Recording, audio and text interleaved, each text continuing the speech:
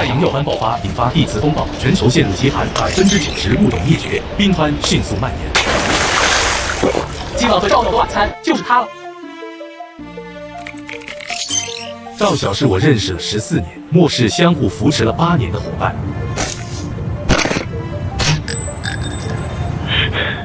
怎么回事？怎么会被人摸到附近？赵小都没有提醒。空间，他不会做得不错。8年，你就为这个？林氏，你落到我的手里了。林氏，别怪我，能开启空间也有我的功劳，可你总是把它当成你自己的东西。不肯拿出来，让我们一起去庇护所，我们一起投靠沈大少。以后你的空间就为沈大少服务，就不用辛辛苦苦自己出来找物资。我这也是为你好，我是越来越危险了。我有一只祖传的破碗，是父亲留下的遗物。末世来临后，我始终随身携带。一次，我和赵小寻找物资时，挖了一枚古币，我拿起古币后，意外激活了破碗，获得了随身空间。自那以后，知晓此事的赵小态度发生了微妙变化，只因不患寡而患不均的心思。今天能多吃点吗？是的，沈少，这就是零食。你居然是因为这个背叛了我！我可以为你办事，不过赵小也没用了吧？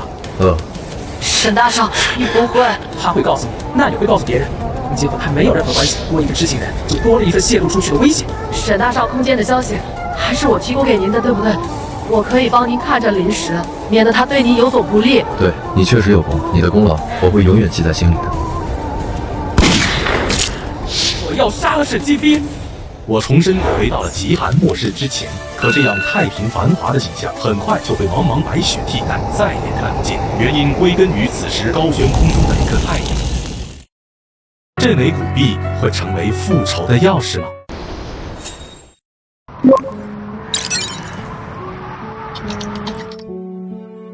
我重生的3个月后，也就是2024年6月1日，3S 级太阳耀斑爆发了。电子设备全部失灵，人类又回到了黑暗原始社会，90%以上物种迎来灭绝，全部被冰封在暴风雪和冰层之下。我拿起父亲留下的碗，这是我重生后最大的倚仗。我现在要立刻动身去古玩市场找到开启聚宝盆的东西。有早餐店，那我先去吃个早餐吧。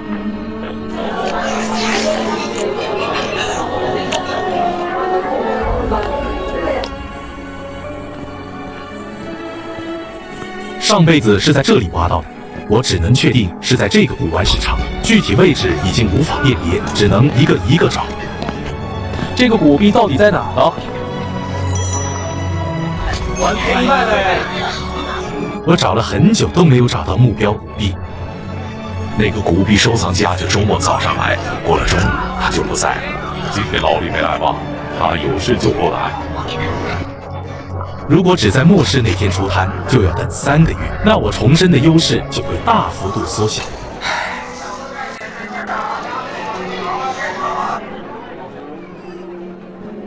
我耐下心来，继续朝下个摊位寻找。来，看一下喽！临时，这个声音我做梦都不会忘记。赵小是我从初中到高中的朋友，末世患难8年却背叛了我的人。赵小，你怎么在这？我还想问你怎么在这呢？怎么，学霸居然想玩古董啊？原来前世的这个时候，赵小就对自己有不满了。赵小是城市管理局的临时工，出现在这里并不奇怪。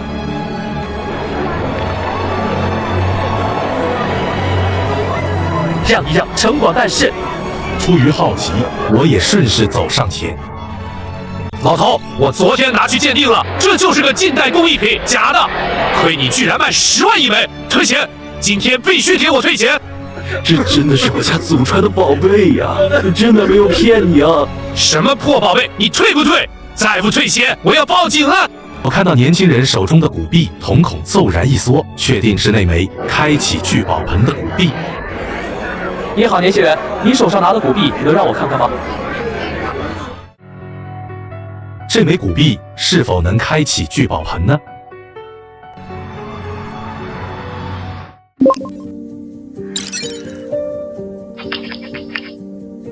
秦泰见来人是个比他年纪还小的学生，不耐烦地摆了摆手：“走开，走开，一边玩去！”我喜欢收集钱币，我对你这枚钱币感兴趣，你可以转卖给我。这小伙子傻了吧？明明是假的，他还想收？他有这么多钱吗？临时收个假币干什么？10万块有这钱给我多好，买这破铜板，凭什么临时的命比我好？秦泰听到我愿意接手，眼睛一亮，立刻将手里的古币交到我手里。这枚古币成色崭新，花纹不似已知任何一个朝代的货币。众人看我的眼神，像是在看一个人傻钱多的傻子。小伙子，买物件可要看仔细了。我感受到背包里聚宝盆传出的热意，确认这就是我要找的东西。不管这枚古币值不值钱，能开启一个储存空间就是无价之宝。这枚古币你多少钱愿意转让？秦泰眼珠子转了转，打量了下我的穿着，想要坐地起价。15万，你拿走。5万，不能再多了。我收过来都10万，你在想屁吃呢？我笑了，转身就走。我在想，秦泰一定会叫我回去。果然没走2步，就有人开口拦下我，却不是秦泰，而是那个摆摊的老人。小伙子，你要这种古币的话，我这里还有1枚8万卖你。你还有？老人颤颤巍巍从怀里掏出一个布包，从里面拿出另一枚古币递给了我。他真的很缺钱，儿子得了白血病，否则也不会把这家传的古币拿出来卖。祖上交代，2枚古币绝不能失传。可如今他如果不卖掉的话，他就要断后了。这2枚古币卖了，儿子的手术费也有着落了。老人家，您还有多少这种古币？只有这2枚都是祖传的，要不是急着用钱，我是不会卖的。好，这枚我要了，谢谢。我看到秦泰的表情，知道他是起了疑心，但我对这第2枚古币也是志在必得。见我已经爽快地付了钱，秦泰仔细看了看手里的古币，暗想：难道这古币有什么玄机？看我毫不犹豫地走了，秦泰又追了上去。帅哥，你看我手里这枚，你也收了呗。现在我已经有1枚了，你手里这枚对我意义不大了。现在我10万卖你，我收过来也是10万，不赚你的，可以了吧？买下古币后，我迫不及待想看这一世聚宝盆会出现什么变化。打发掉眼中酸出柠檬的赵小后，我匆匆回家。聚宝盆开启的动静不小。我回到家后，把门都反锁好了。我先将1枚古币放入其中，聚宝盆悬浮而起，随后化作一道金光，飞入了我眉心之中。我眼前一花，出现了一个类似于游戏的界面。聚宝盆开启后究竟有什么秘密？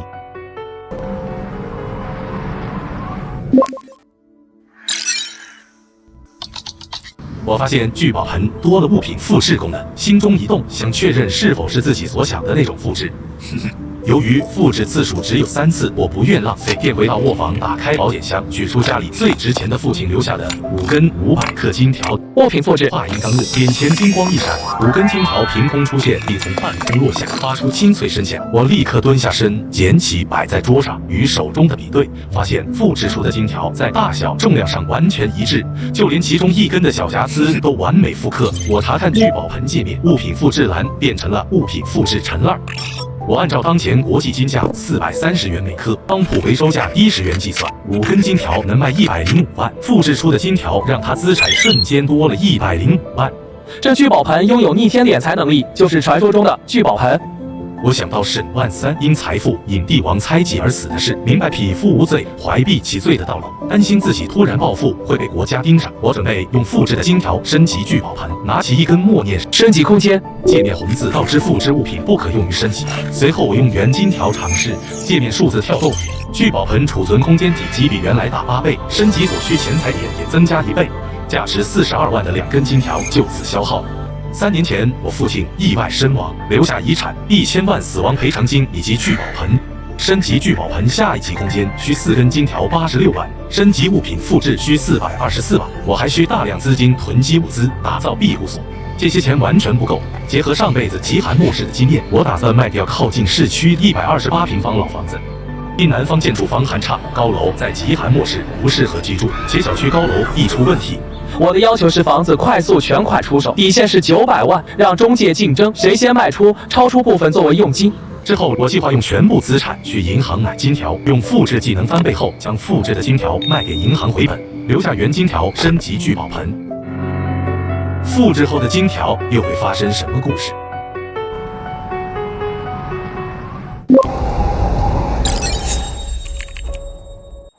先把房子挂出去。去学校是浪费时间，请假省得被烦。辅导员家里急事想请断假，要不要告诉国家？3个月后 MSS 级药斑爆发，但是接触不到告诉，报警会被当疯子，网上说一声再说。算了，我只是个凡人，先顾好自己。5分，纯度还行，105万，手机直接转钱。晚上临时准备接下来3个月做一个锻炼规划表，末世靠身体硬扛强健的人存活率最高，抗寒保命，应对异变，缺一不可。哥几个，明天晚上有空吗？一起聚聚呗。我有空，这次去哪耍？林哥带我们飞。去花潮会所，我把这几个月工资都花进去，也要请你们搓一顿好的。谁让你们是我最好的兄弟？赵哥把戏，但我这几天不在海市啊。临时回忆起前世，意识到赵晓等人是在我父亲因天价死亡赔偿金上新闻后，才开始主动与我交好，且过去3年多的聚会消费几乎都由我承担。赵小常哭穷装可怜，嘴上说请客，实则想让我付钱。聚会正好，省得我找你了。好啊，不过我晚上8点后才有空。末世锻炼得松弛有度，力量和灵活都得练。在末世里，我已经总结出来一套最适合自己的锻炼方法，循序渐进就好。之后，我列出了极寒末世所需的物资以前听仓库租1个月，押一付1.6万，明天结合。好的，没问题。仓库眼亮耳目，物资先印着，再进空间，过几天就住着守着。林哥，快过来，咱们今天可要来个不醉不归。临时你怎么来这么慢啊？好久不见，有没有想我呀？临时阿淼，今天我可为你们准备了好节目。什么好节目？叫赔酒，这一桌至少2万，看他怎么付。临时，这可是我为你和阿淼叫的。谢谢你们做我赵晓的兄弟，来干了这一杯。这场买单闹剧谁能收场？临时，我求你先把账结了。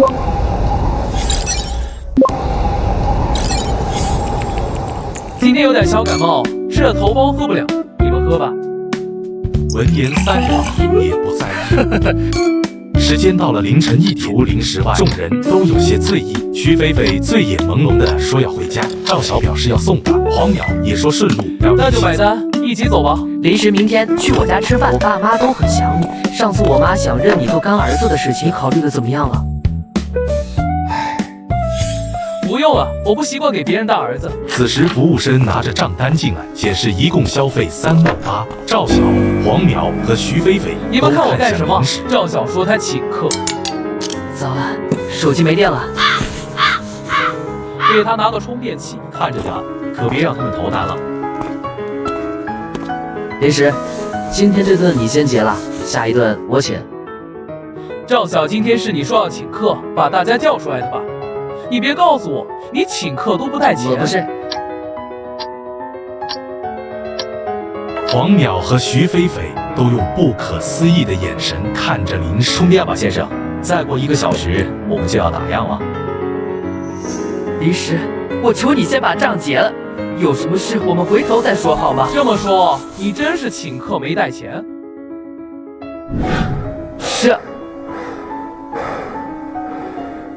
既然是这样，那大家 A 吧。什么？出来玩？你们不会还要我一个女生买单吧？我不知道今天要没带钱啊。赵哥，你怎么得罪林哥了？给林哥道个歉。临时没管他们，自己付了自己那份30块钱的柠檬水。说 A 吧，每个人 A 自己花掉的部分。我今晚就喝了1杯果汁，不信你们可以查监控。会所调了监控，证实临时说的属实，便放临时离开了。还差37970元，请买单。决裂的裂痕能否修复？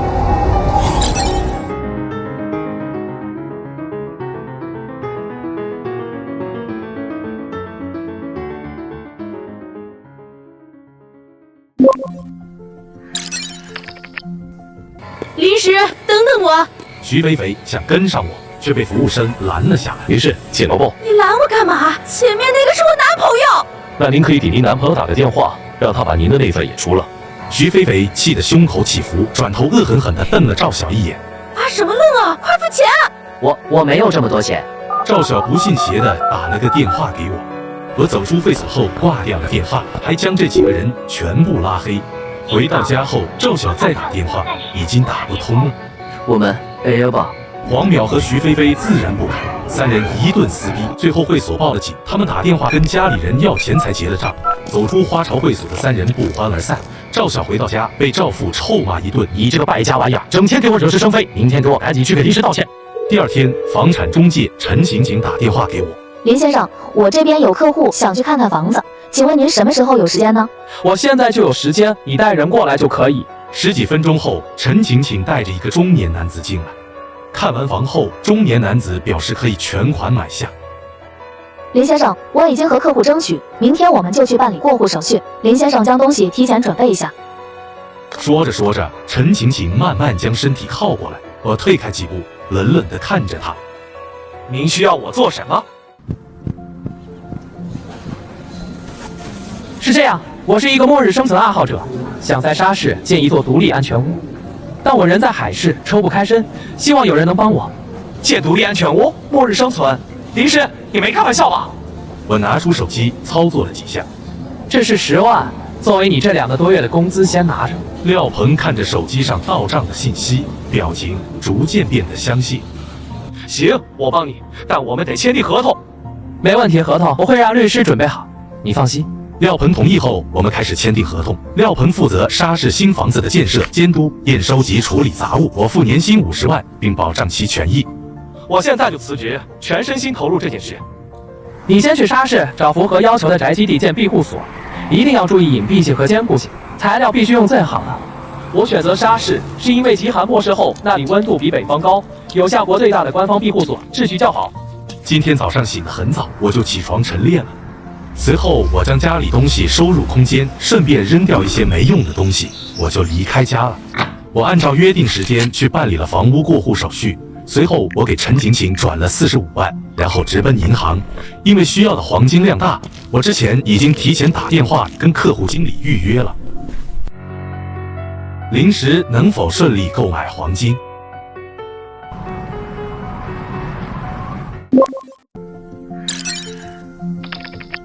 我走进银行大厅，找了个空位坐下等候，抬眼扫过大厅，目光在各个窗口短暂停留后收回。这时，一位身着职业套装的客户经理从柜台后走出，楚小蝶径直朝我走来，脸上带着标准的职业微笑。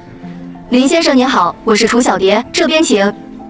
楚小蝶在前引路，我起身跟上，穿过大厅走向 VIP 室。楚小蝶推开 VIP 室门，做了个请的手势。林先生，里面坐。VIP 室装修考究，楚小蝶泡了茶，开始说明实体金条购买流程。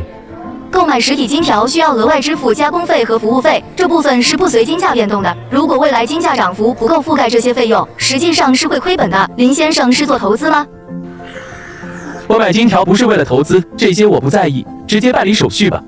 楚小蝶拿出不同规格的金条样品。林先生可以先看看规格，有50克、100克、500克和1000克的。就1000克的吧，我要60根。好的，那需要先开户，我来指导您填写资料。我接过笔，低头快速填写单据，动作流畅，毫不犹豫。今日国际金价412元每克，60根1000克就是6万克，扣除费用后总计2540万。直接从这张卡上扣。请稍等，我去保险柜取金条。保险柜打开，楚小蝶取出一叠叠金条，在茶几上整齐摆放好，金光闪闪。楚小蝶看向我，眼神热切，带着明显的讨好和期待。这点金条就这么激动，明天把复制的拿来，他怕是要晕过去。百无聊赖中，我的目光落在 VIP 室与大厅相隔的磨砂玻璃上。我凑近玻璃，透过一道细小的缝隙看向大厅，眼神逐渐变得锐利。那4个人看起来闲散，身上却有杀气，不简单。末世8年的直觉不会错，这是要抢银行。这金条我不买了，退掉。啊，这。林先生，退单的话，加工费和服务费是不退的，损失不小啊。而且您放心，金条在我这儿要是被抢，那是银行的责任，会全额赔偿的。有人过来了，先生请留步，请你站住，滚开！大家最好都不要轻举妄动。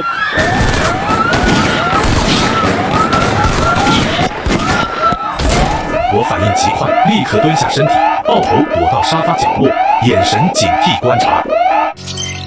我的计划是否会泡汤呢？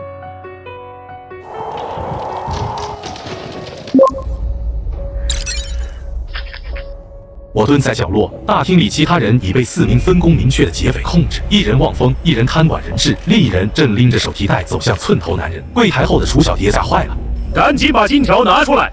反而收拾金条想锁回保险箱。他清楚柜台防弹玻璃防得住普通手枪，且报警器已连治安署，治安员很快就到。可一名劫匪将枪顶在另一名工作人员头上，把人带到贵宾室门口。以最快的速度把金条拿出来，迟10秒我就杀掉1个人。工作人员当场吓尿，楚小蝶只能照做。我在角落看着，发现劫匪只抢贵宾室的黄金，他明白现金号码有记录，花不出去，黄金融化后能流通。柜台上黄金库存有限，大笔金条在金库。劫匪怎知今天柜台有巨额黄金？可能有人泄露了我今天来买2500万金条的信息，他们就是在等这批金条。幸好没拿走金条，又遇保安发现异常，才躲过一劫，否则毫无防备下难活。60根金条，120斤被楚小蝶递出，劫匪吃力地收进手提包。寸头男人看到柜台边的行李箱，也注意到我，过来，把这个行李箱打开。我假装害怕，走过去打开。劫匪将装金条的手提袋放进行李箱，远处警笛声隐约传来，劫匪慌了，准备离开。我被推搡着上了外面接应的越野车，车里共5人。我发现他们可能不是吓唬人，黄金行李箱就在匪徒脚下，我用脚就能碰。我只要手接触到行李箱，就能把里面的东西转移到空间。他们就是冲着这箱黄金来的。此时，一名记者拍下我被劫持的视频。海市夏国银行总行遭遇劫匪抢银行。1名年轻人不幸被挟持，这个新闻很快上了热门。985学霸被抢，银行劫匪劫持，生死未卜。我是否能顺利脱身？黄金又会落到谁的手中？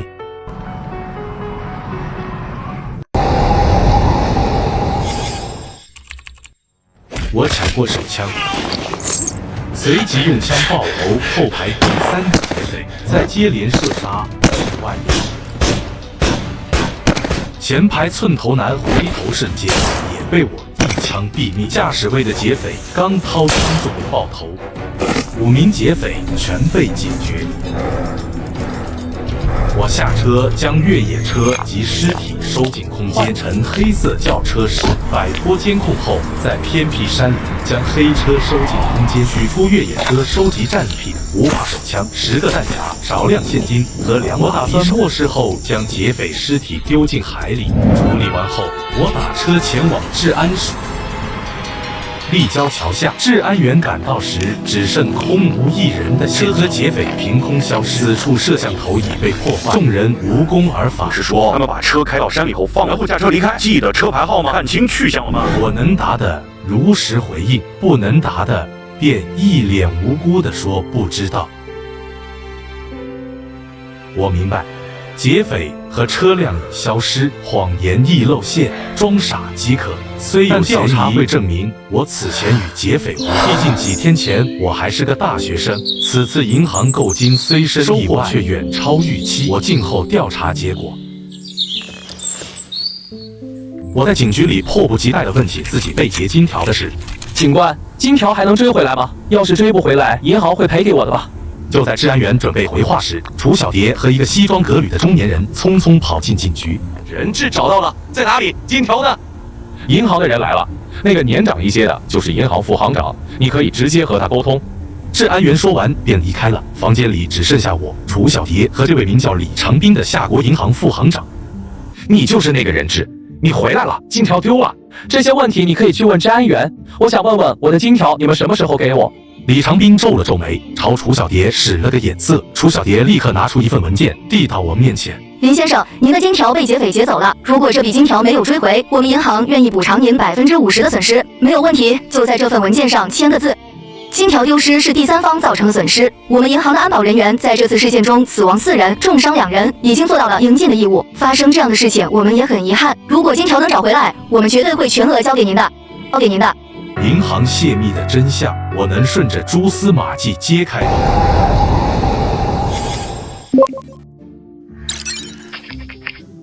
我扫了眼文件，上面满是专业术语，大意是金条追不回就赔1半，我不能再追究银行责任。我看向李长斌，对方一副老神在在的样子，仿佛赔1半已是天大的仁慈。我记得那些金条是在柜台里面被劫匪劫走的，金条没有给我，银行和我交易就没有完成。你们银行把金条弄丢了，和我半毛钱关系都没有。临时金条丢失也不全是我们银行的责任。这样吧，我们补偿给你60%。另外，我和你们大学里一位教授私交不错，可以给你申请一个保研的名额，怎么样？不怎么样。见我油盐不进，李长斌脸色沉了下来，语气不善的威胁：年轻人不要太贪心了。听说你家里一个大人都没有，只有你一个人，你还年轻没出社会，不知道现在的年轻人都要学会妥协，否则得罪了不该得罪的人，可是会影响自己的前程。你在威胁我。林先生，我们是带着诚意和你沟通赔偿的，不过我们想知道你怎么知道这些人要抢银行的？这些劫匪无恶不作，却放过了您。林先生真的不认识这些劫匪吗？你们是想说我和劫匪是一伙的？两人没说话，像是默认了。那2位就协助警方寻找证据吧，我就不奉陪了。接下来我会通过法律途径拿回我的东西。这时手机铃声突然响起，来电显示是个陌生号码，我直接开了免提，我连接到多个记者的电话。先是本市日报新闻记者打来。你好，请问是林石先生吗？我是本市日报新闻记者，想对您做一个专项采访，您有时间吗？我正要拒绝，第2个陌生号码打来。林石先生你好，我们是娱乐新媒体，想……我挂断后接起第3个，是夏国中央新闻记者。请问是林同学吗？我是夏国中央新闻记者，林同学有时间接受一个采访吗？关于你如何从劫匪手中逃脱，广大网民都很想了解。我虽不想出名，怕吞金条的事被挖出，但看到楚小蝶和副行长的样子，最终我答应了。约好时间地点后，我继续往外走。李长斌很懊恼。对了，我给警方提供了一个关于劫匪抢劫动机的线索。什么线索？我被劫持的时候，听到劫匪说有银行工作人员泄露了我购买黄金的信息，他们才盯上这批金条来抢银行的。楚小蝶心底咯噔一声，脸上闪过慌乱。我能否拿回金条？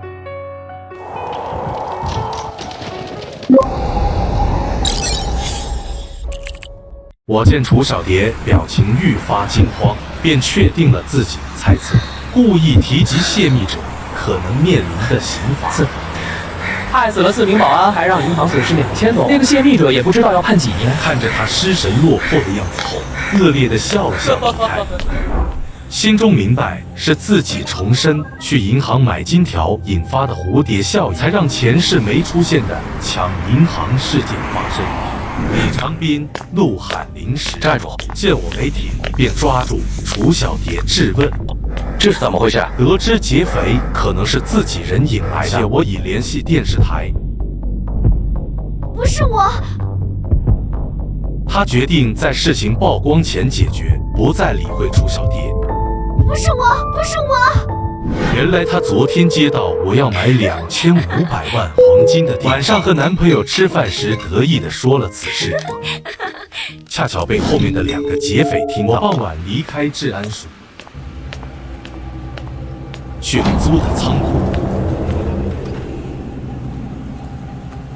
接到广告合作商电话才知自己出名，手机里还有很多同学留言。我清空消息，不想出名。因知道3个月后是末世，没精力利用热度赚钱，怕被网友查出蛛丝马迹。清晨，我醒来神清气爽。我收拾仓库后，吃了空间里的面包就睡了。因一天斗智斗勇很累。晨练后吃早餐时接到银行电话，我很意外，银行这么快。林先生你好，你昨天在我行的黄金交易还未完成，请问什么时候有时间来提取黄金呢？30分钟。我到银行后，行长亲自接待道歉，交给我金条，还送了精神损失补偿的礼品。开始，银行工作人员和安保人员帮忙搬运，直到我车消失。22次复制机会能填满末世生存的缺口吗？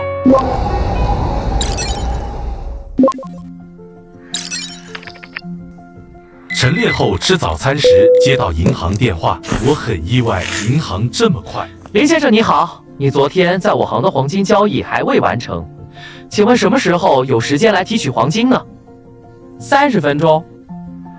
我到银行后，行长亲自接待道歉，交给我金条，还送了精神损失补偿的礼品。离开时，银行工作人员和安保人员帮忙搬运，直到我车消失。我先升级聚宝盆的储存空间，手心一空，空间变放大，初始为121212，升级所需钱财点递增。我用30根1000克金条连续4次升级后，空间变为96，体积近90万立方米，相当于一座博物馆或29000多个集装箱够用。升级物品复制。金条消失后，复制次数变为4次。我曾想靠银行买卖黄金无限升级，却冷静意识到多次交易易引疑，复制金条难出手，资金受监控，且升级视为末世。末世后实物换黄金更容易，不应浪费时间。于是我用剩余金条继续升级物品复制，最终次数达22次，手头剩32万。计划2天后卖金条复制品回笼资金，我还要找3个海事人，分别买熔金机、干锅模具，让他们放置偏僻处，自己伪装取回，认为即便被查也无证据关联劫匪，且除小蝶之事发酵，官方或查向劫匪。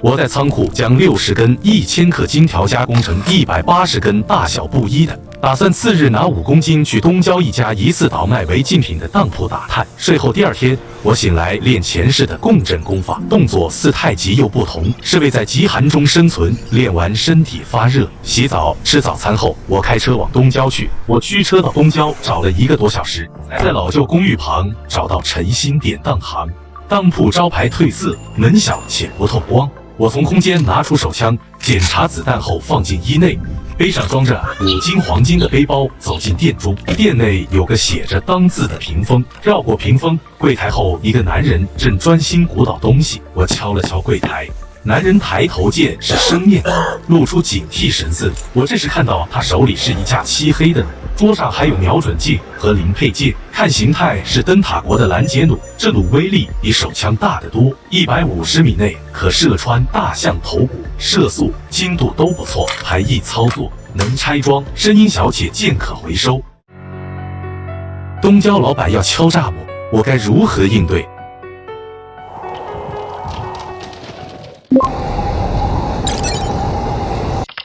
我觉得自己来对了。男人拉布盖住弩，家里孩子喜欢玩这些玩具，小伙子有事吗？我把背包放柜上，拉开拉链，露出黄金。男人眼睛一亮，是卖还是当？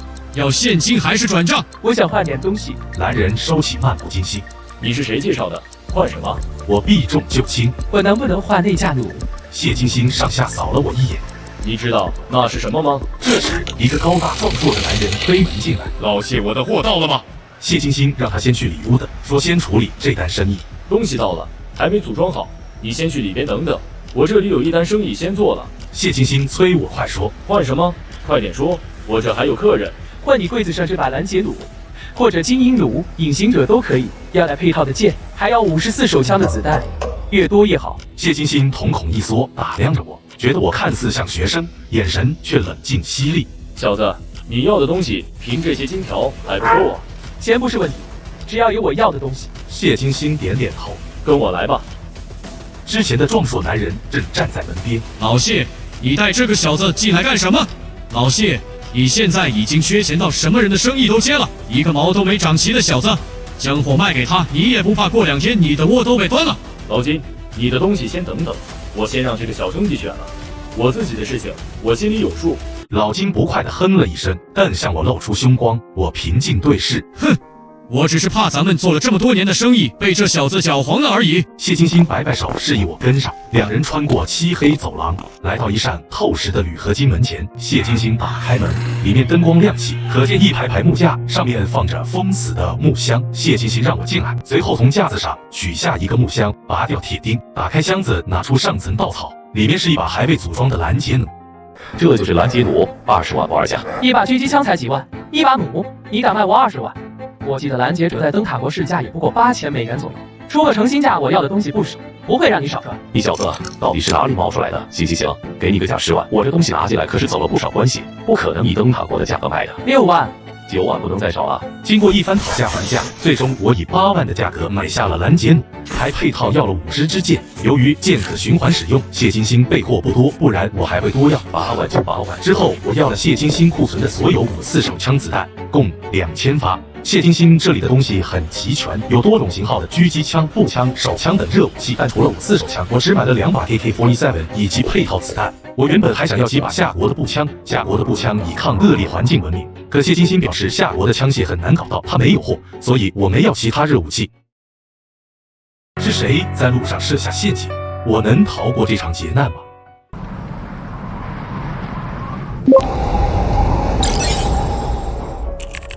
我认为像狙击枪这种精密枪械，在极寒末世会变成一堆废铁，因为极寒中受热胀冷缩原理影响，枪油变得粘稠。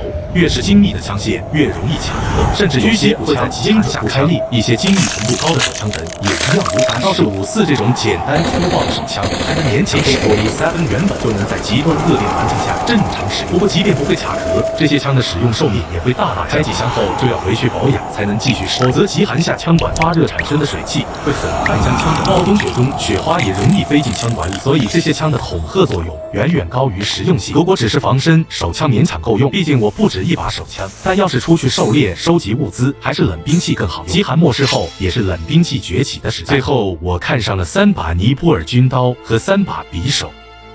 你这里接受预定吗？想要什么尽管说，只要不是大家伙，我都能给你们玩。我要最好的军用防寒服和配套的防寒靴、作战手套、头盔，要顶级最抗寒的那种，能弄到50套，全按照我的尺寸。你要订这么多东西，起码得再给我100万定金。我只要现金和金子。我点点头，约定晚上再过来一趟。我空间里的金条还很多，但不能直接拿出来。随后背着谢金星附送的登山包离开了。老金别有深意的问：“老谢，这只羊肥不肥？”谢金星却为我说话。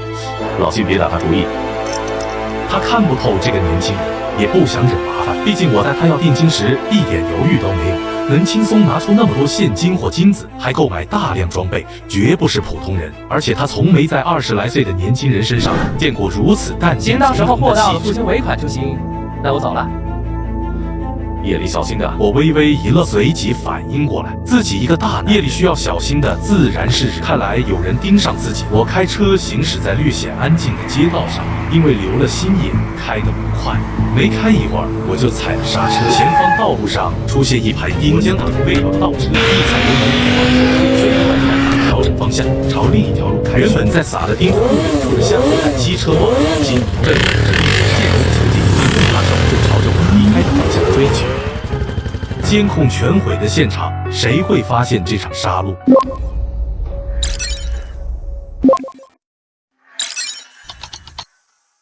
我驾车驶出几百米后，被一名身着黑衣、戴头盔的摩托车骑手尾随。通过后视镜看不清对方面容，我选择驶向偏僻道路，骑手依旧紧紧跟随。这位骑手正是老金，他脸上只露出眼睛，眼中满是凶光。他盘算着自己辛苦数月才赚些卖命钱，见我秃手阔绰又面容稚嫩，像个富二代肥羊，便想绑架我，勒索几百几千万。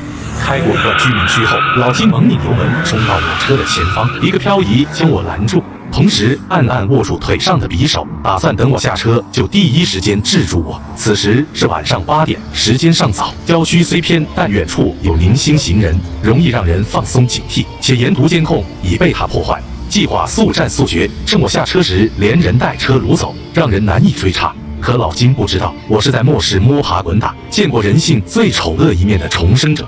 我眼中厉色一闪，猛地踩下油门撞了过去。老金想闪躲，却也来不及。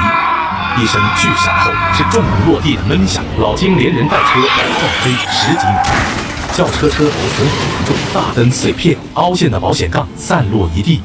老金本想靠摩托车保持灵活，便于逃逸，此刻却成了失败的主因。若是轿车，我或许还会开到无人处再动手，可对方开着摩托车拦在前面找死，只能速战速决。远处有人听到巨响，探寻来源，却因距离太远看不清情况。我淡定下车，走到老金身边。此时老金还有意识，口吐鲜血，手脚扭曲，眼神圆毒地盯着我。是不是很奇怪？为什么我敢撞你，老金？我蹲下身，拿起一旁摩托车掉落的钢管，在老金惊恐的眼神中，一下插进了他的喉咙。刚刚一路开车过来的时候，我看到这一路好几个监控都坏掉了，是你处理的吧？真是谢谢你给自己找好了坟场。我意念一动，将老金的尸体、现场所有散落碎片以及自己的车都收入了空间。警惕性高的居民报了警，警察到来后提取了血液，确认是人血，可现场没有任何证据能证明这里发生了凶案。由于监控全部被破坏，最终因无法立案而不了了之。我处理完现场后，步行一段路，打车回了家。这并非我第一次杀人，内心毫无惧色。在我看来，末世里人人都是猎人，也是猎物。既然对方打自己主意，就别怪我心狠手辣。回到仓库后，倒头睡去。剩这么多金条，我在短时间内怎么快速用完？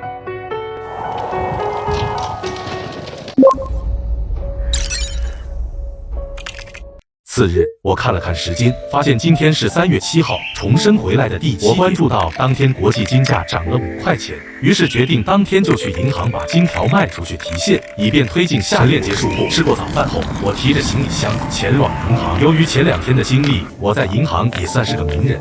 刚走进银行就被人认了出。打招呼的是我如今的客户经理冯健，是个30岁左右的。当初楚小蝶因泄露客户信息被临时曝光后，银行虽未公开声张，但也暗中将其开建。当初知道我的潜力后，特意买了一条烟，从领导那里争取到成为我客户经理。想当初听说楚小蝶的客户要在我那里购买2500万金条时，他和其他客户经理别提多羡慕嫉妒了。没想到这样的好事很快就立刻抛下原本要办理大额信用卡的用户，让另一个同事招呼。相比较于卖出2500万黄金的提成办个信用卡这种小提成，他快速来到我面前，脸上堆起最诚恳的笑容。林先生您好，我是您的新客户经理小冯，您今天来办理什么业务？谢谢说好，这边请。冯健殷切地将我迎到 VIP 贵宾室，其他几名银行工作人员只得暗地里骂他小人。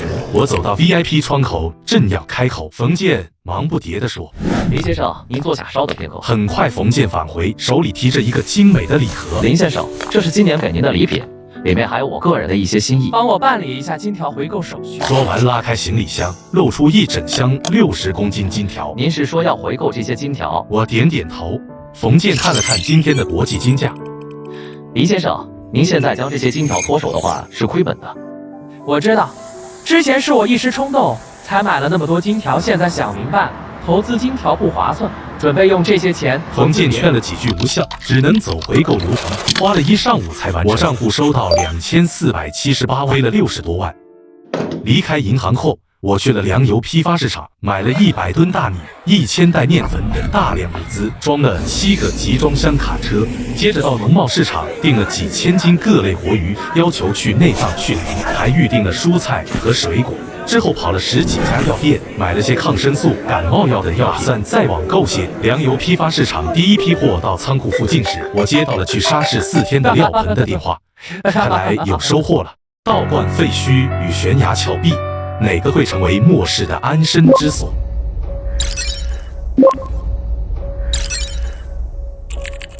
我接到廖鹏的电话，得知其在沙市找到3处符合要求的地方，资料已发至微信。我现在还有事，晚点给你回电话。我先去仓库和工人一起卸了7个集装箱的物资。工人离开后，我将物资收入空间。这只是开始。冲澡后，我查看资料。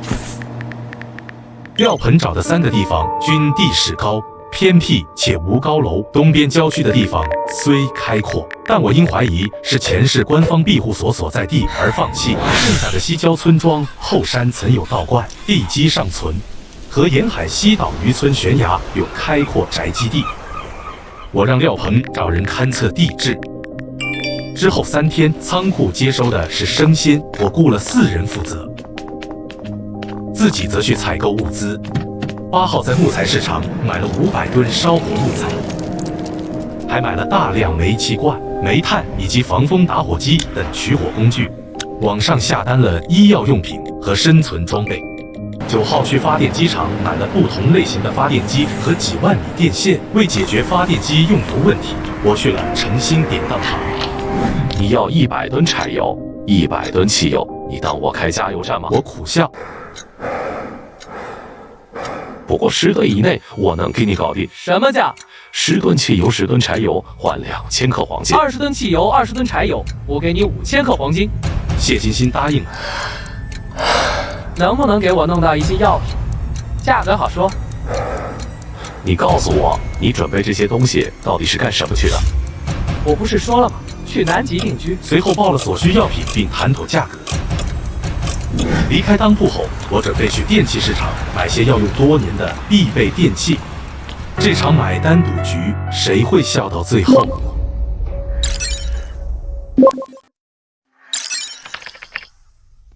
我来到电器商场，购置了电饭锅、电磁炉、洗衣机、烘干机等多种电器，每种数量不等，还买了合金或不锈钢的锅碗瓢盆。10号，我去了海市最大的商场，想买平时穿的衣物和其他保暖用品。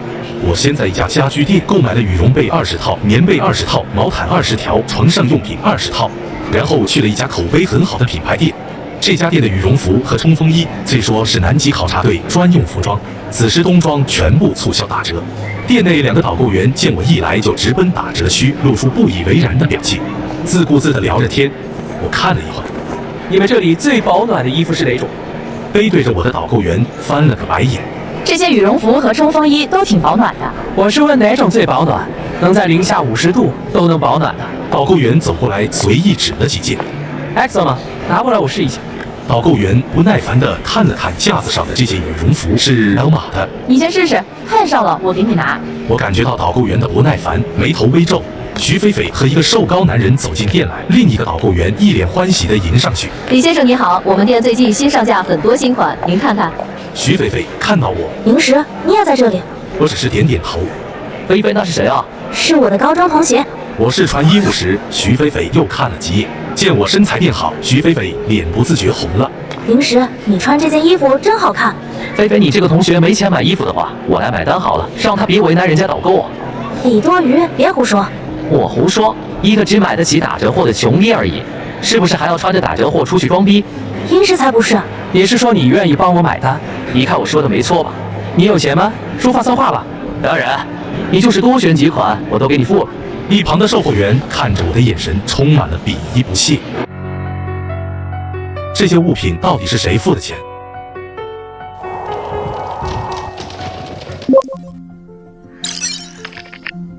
我打算大量购买衣物，对导购员说要把试穿的几款各拿50件。导购员十分震惊。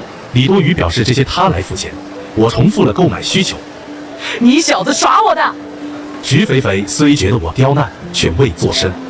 你一个买打折货的穷屌丝，能买得起200件？你要是买得起200件，我就跪下叫你爷爷。叫爷爷？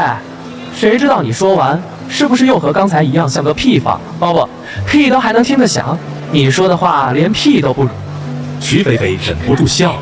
李多余被路人注意到，自己先买200件，若买得起，今天在商场的所有消费都李多余买单；若买不起，任其处置。那你要是买不起呢？如果我买不起，你想怎样就怎样。好，我同意。如果你买不起，你就给我磕几个响头，喊我3声爷爷。天哪，太敢赌了！帮我把这些打包起来。好的。导购员提醒需60万左右。李多余偷看手机余额，我拿出黑卡。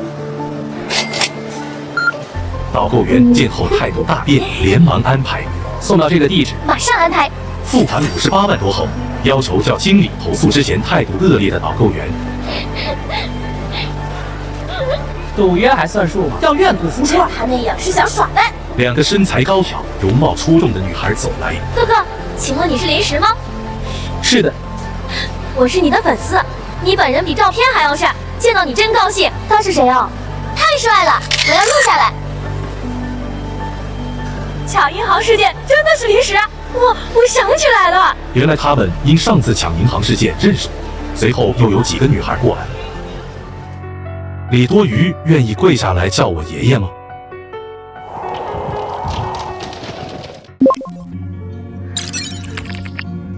众目睽睽之下，李多余不想丢面子，拿出卡丢在我身上。愿赌服输，接下来你在这座商场消费都由我买单。几个女孩见状起哄。拜拜，小哥哥。我和女孩们告别后，继续采购。李多余跟上，徐肥肥也跟在后面。我先去男士内衣用品店买了1000套保暖内衣、1000双保暖袜、2000条内裤，花了26万。差不多了吧？我提醒你一句，适可而止。你说的，今天我在商场的消费都给我买单，怎么又要反悔？石飞飞看向李多余，眼里露出鄙夷和厌恶。好，你很好，你给我等着。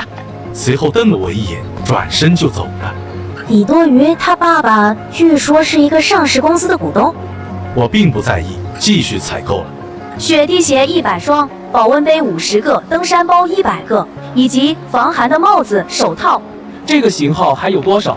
直到李多余的卡被刷爆才停手。不好意思，卡刷爆了，别再跟着我了。说完便离开商场，留下气恼的徐菲菲。我回到仓库，里面摆满了采购的电器，最后一批鱼每箱都放了冰块以及前几天网购的药品。打发走搬运工人后，我将所有货物收进空间。此时我已有200多盒感冒药、上百盒抗生素等药物、几千份伤药和绷带，以及200盒冻疮膏。我划掉购物清单上已买到的物资，接着在网上下单了防风灯、雪橇等户外用品和洗浴用品，还买了20辆雪地摩托车。夜里凌晨2点多，我被货车车轮声惊醒。我蹑手蹑脚走到仓库门口，借着月色看到一辆大货车停在门口，车上跳下2个穿黑衣、戴口罩的人，其中一人身形像谢金星。我拿出手枪警惕起来。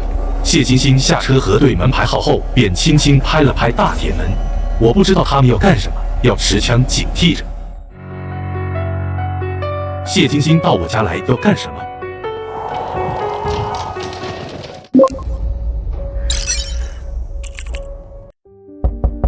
谢金星轻拍门。什么事？梁同学，他们也得吓死人了！你的货我给你送到了，开门。我开门，货车驶入，东西都在这里了。阿彪，来了。阿彪打开后门，是一桶桶油，东西都到齐了。兄弟，验货。不必了，相信你。阿彪卸货，谢金星接应，我一旁旁观，始终警惕。谢金星2人离开。我目送车远去，才收回视线。是不是太小心了？刚刚我们明明有机会下手的。不是我太小心了，是那个年轻人太小心了。你没发现这个年轻人从头到尾一直对我只是一个豆芽菜而已，我随手就捏死了，真的。我看他手里什么武器都没有，枪也不可能比你快吧？我可不这么认为。刚刚站在他身边的时候，我有一种感觉，只要我有什么动作，就会立刻被杀死，好心失踪的似的。那天我是感觉到老金要对这个人下手的，当时我还随口提点了一句，可是从那天以后，老金就消失了，而他安然无恙。这说明说什么？不用说，还是把事情处理得那么干净。不是我高看这小子，我还觉得我小看了他。认识这么多年，你知道我一向看脸很准，听我的，以后别招惹这小子。这小子只要不死，以后绝对不会默默无闻。我们也准备囤一些柴油和机油吧。最近都别点货，我总觉得有些不安，好像有什么事要发生一样。我检查油桶不异常，将手放油桶上，物品复制，金光闪过，油桶3倍沉，40吨汽油和40吨柴油。我再试，发现复制品不能复制，且一次只能复制同一种东西，复制品也不能用于空间升级。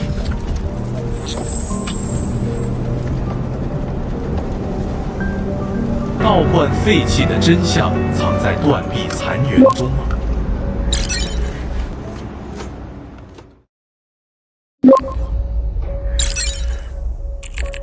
我将油桶及复制品存入空间，意识到复制品不能再复制，优先使用复制品。同时发现聚宝盆的物品复制次数可能不足，其界面显示储存空间为969696，及储存空间需32000钱财点，物品复制功能为20次，升级该功能需58500钱财点。我计划末世后找金银珠宝为其升级，回去睡了回笼觉。第二天一早，晨练的我接到廖鹏电话，得知悬崖岩石有沙化迹象，极寒下耐久性未知。道观旧址山体含大量花岗岩，十分我果断选道观旧址，让廖鹏商讨价格，自己订了明天去沙市的机票，打算亲自查看并设计避。我雇了个与搬运工不相识的人看管仓库，提醒搬运工注意货物数量，随后出发。放心吧，沙市3月就很炎热，经过10几天锻炼，我力量不输健身房常客。训练只在战斗，追求力量与灵活性兼具。我珍惜时间，力求变强。老板，廖鹏在机场等候，会合后上车。老板一路辛苦，我先带您找个落脚处吧。不必了，直接说说那处道馆旧址的情况。我和那块地的主人谈了一下，那块地在山上，位置偏僻，道价不是很高，只要50万。我已经给您砍到了48万。我看到你资料上显示。有300多平，没错。事实上，宅基地外围还有好几百平方，虽然不能建房子，但是作为院子种种菜，非常。车辆行驶近1小时到道观旧址山下的村子，地势好，人少。2人从仅容1车通行的水泥路上山。我对山顶的平坦地势及道观旧址残骸到市里办理土地转让手续。过程顺利，原主人是个圆润的中年道士，签完合同欲言又止，收钱后匆匆离去，我心生不好的预感。廖鹏，你有打听过那个道观为什么会废弃吗？这本神秘册子藏着对抗村民的答案。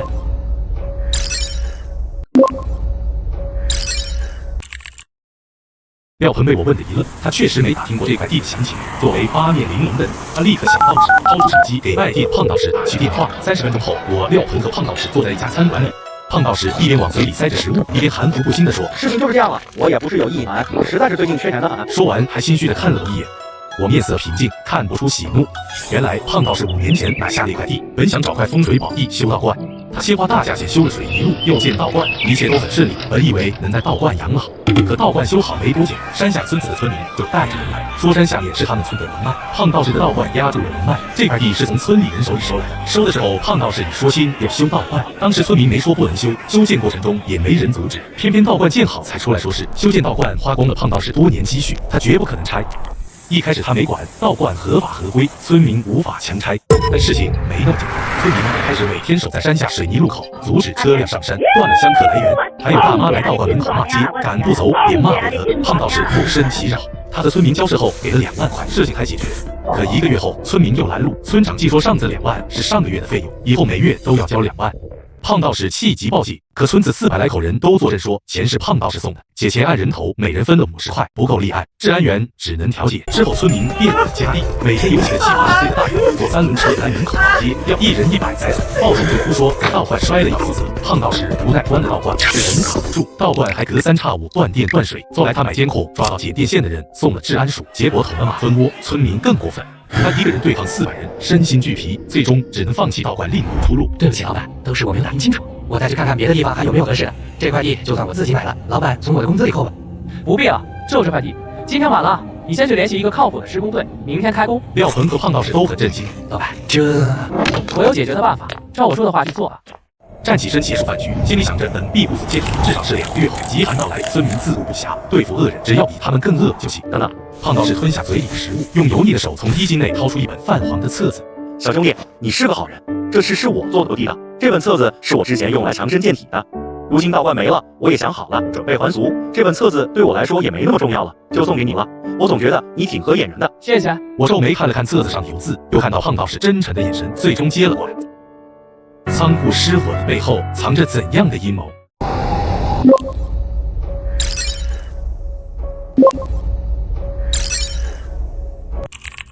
走出餐馆，我回了酒店，花1晚上画出庇护所设计图。上半部分是半圆形露在地面，下半部分是方形地下室。圆形建筑利于减少风阻，更坚固且放热少，利于保温，就像北极人的半圆形雪屋。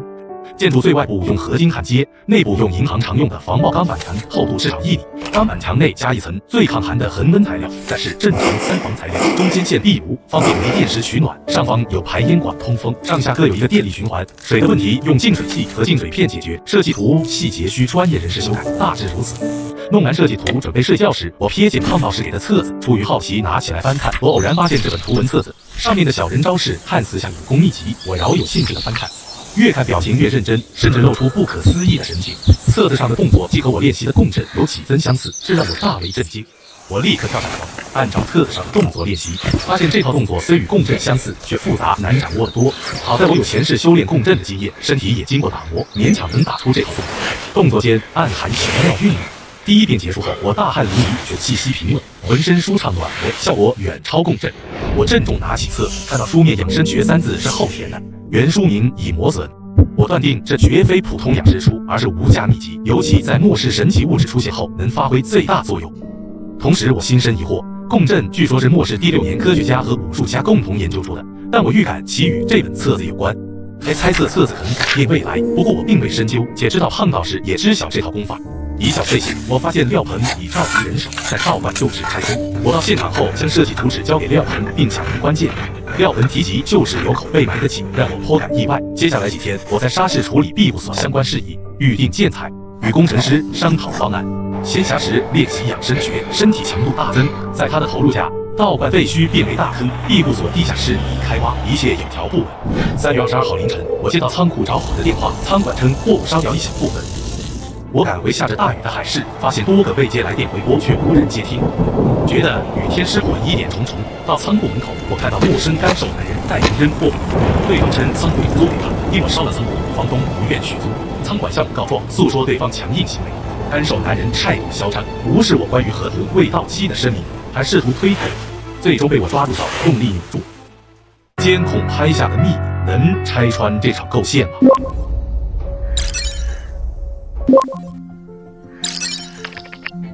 干瘦男人带人靠近，他们一群人朝我动手。干瘦男人被我按在地，你们给我上啊！我迅速打死几人，只剩1人逃跑。是什么人让你们来的？我仓库里的火是不是你们放的？有本事就杀了我，否则我一定要弄死你！我立马让仓管报警。此时，治安员和救护车赶到。警官，这个人无缘无故闯进我的仓库打人，我2只手都被他打脱臼了。我向警官说明情况，仓管帮我作证，拿出租赁合同。治安员本要带走干瘦男人的人，李多余和一名中年人赶来。中年人私下联系治安员，随后我接到房东电话。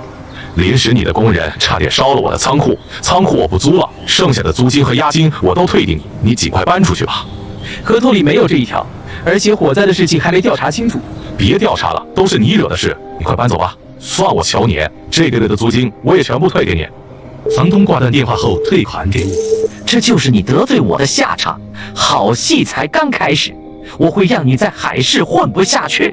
你说什么？你不是你爸亲生的？我没这么说，他在胡说八道。你涉嫌纵火，故意伤害他人，必须和我回局里接受调查。我想问一下，为什么要带我回去？那只是你的一面之词，不能作为证据。对方的证人比你多，我们有权重新调查。先跟我们走一趟。可我有证据啊！我搬进来的时候，在仓库里安装了好几个监控，你们刚刚在角落里说了什么，应该也被录下来了。我能否无罪脱身？仓库的东西没了，该怎么办？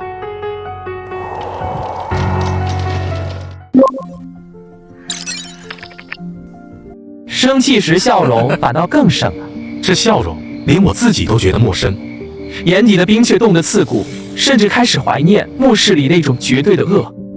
那时的恶至少纯粹。这人笑起来像变态杀人狂，这人的眼神像在看猎物。你说那段录像会有人信吗？把手机给我！这反应速度像是训练过，是真的好线索。急什么？这身手不像普通人。站住！把手机给我！录像啊，我刚发上网，不信你们看啊，一看清清楚楚的。怎么会有录像？房东明明说没监控。怎么可能？绝对不可能！快抢过来，快！凌晨放火的画面被拍到了，跟我们回署里一趟，把黄仓库里的东西清点好，反抗没必要。走吧。署长亲自来电。喂，署长，什么？让他走？停车！你可以走了，手机暂留作证物。效率挺快。自由的空气久违了，热度够了。旧卡的数据得导出来，这些痕迹也该清理了。这是你的工资，不用来了。收完东西也该走了。海市李氏企业涉嫌权色交易。天启新能源。这空间就是末世最好的礼物。还有6天。末世将至，我该做些什么？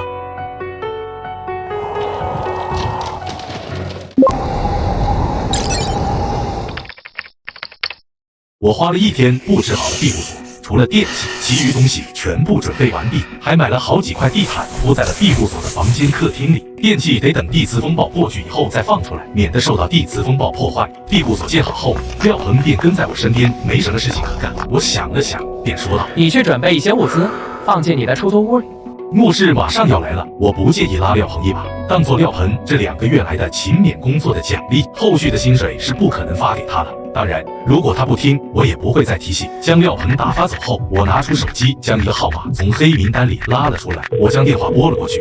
临时，真的是你啊？你最近跑哪去了？上次我在短视频里看到你被治安人带走了，你没事吧？赵晓的声音听起来很惊喜，是真的很惊喜。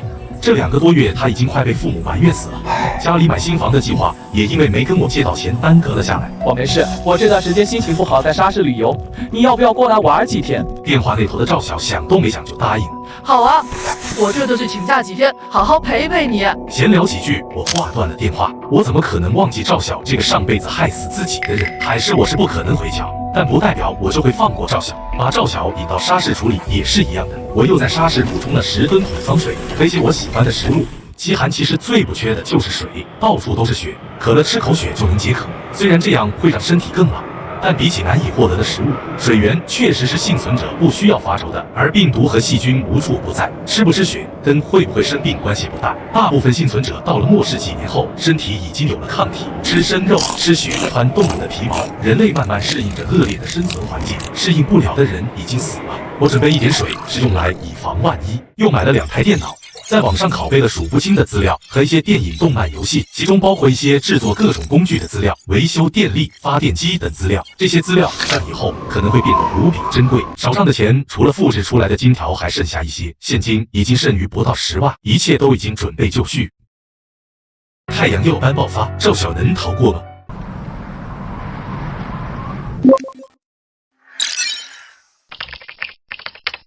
距离 SSS 及太阳耀斑爆发还有3天的时候，赵晓从海市匆匆赶来。看得出来，赵晓这2个多月过得不太好，人都瘦了。赵晓见到我就是一顿寒暄和道歉，表现得非常卑微，一边道歉一边观察我的表情。临时我真的是把你当成亲兄弟一样，才没考虑那么多。你能原谅我吗？以后我一定会多为你做点什么。我脸上露出一个意味不明的笑容，敷衍的点点头。在这里玩1星期再走吧。费用都由我来出。赵晓脸上肉眼可见的充满喜色，果然觉得我还是那个冤大头临时。看来上次确实是他做的太明显，惹我生气了。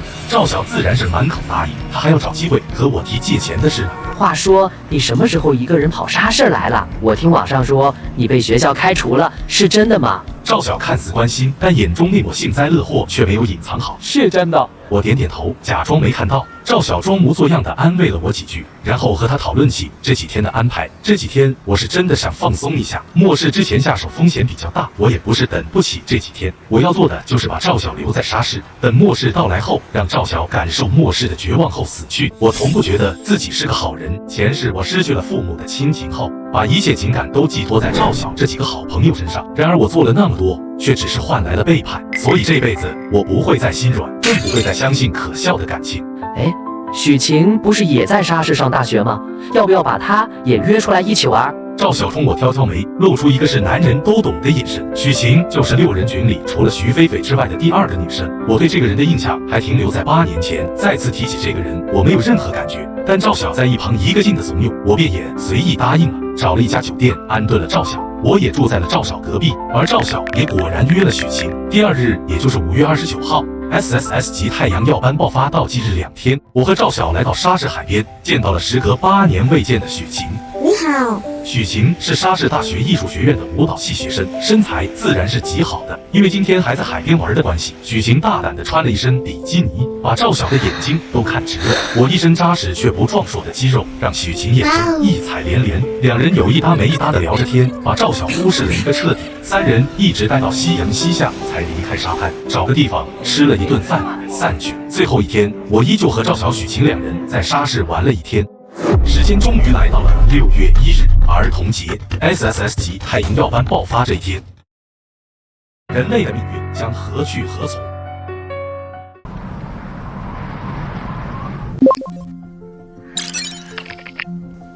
？6月1日早晨，我在庇护所外修炼养生诀。赵晓从山下走来，向我发出潜水邀约。临时去不去潜水？我不去，我没时间。我要观察太阳耀斑爆发时的太阳变化。此次太阳耀斑爆发异常，没有任何国家发现，这在蓝星现有科技水平下很离奇。我戴着墨镜，修炼时眼睛始终盯着太阳，姿势滑稽，姿势真怪，看着像骗子。引得山下村民议论，他们还商量着要去找我要钱。5套养生诀练完，开始第6套时，我动作一顿，发现升级后变化不大的聚宝盆界面变成乱码，空间也无法感应到。我十分震惊，因为空间里存放着我3个月来囤积的所有物资。空间失效会让我重生的优势大减，我也意识到自己对空间过于依赖。几十秒后，乱码组成汉字。我瞳孔地震，对末世重置第3次充满疑问，怀疑自己重生前的上一世末世已开启过一次。来不及细想，界面又出现新内容。我心跳加速，这竟是提示。我还猜测聚宝盆是智能的。随后，聚宝盆界面恢复正常，空间也能感应到了。我回到庇护所，喝咖啡冷静下来，猜测聚宝盆异变与3S 级太阳耀斑爆发有关，而太阳耀斑爆发正是末世开端。我对第3次末世重置很在意，还思考重生、时光倒流等问题，甚至怀疑人类被高等文明当作实验品。为转移注意力，我拿出电脑查冰河时期资料。蓝星曾有多次冰河时代，第4级冰期让多数不耐寒动物灭绝，人类却存活下来，这很难用适应性和创造性解释。我觉得若有高等文明帮助，则更合理。我看着倒计时，眼神坚定。山下村民向庇护所走来，快上去找他要钱。我从窗户看到村民眼神一冷。那我作为如今唯一的知情者，或许真的要做点什么。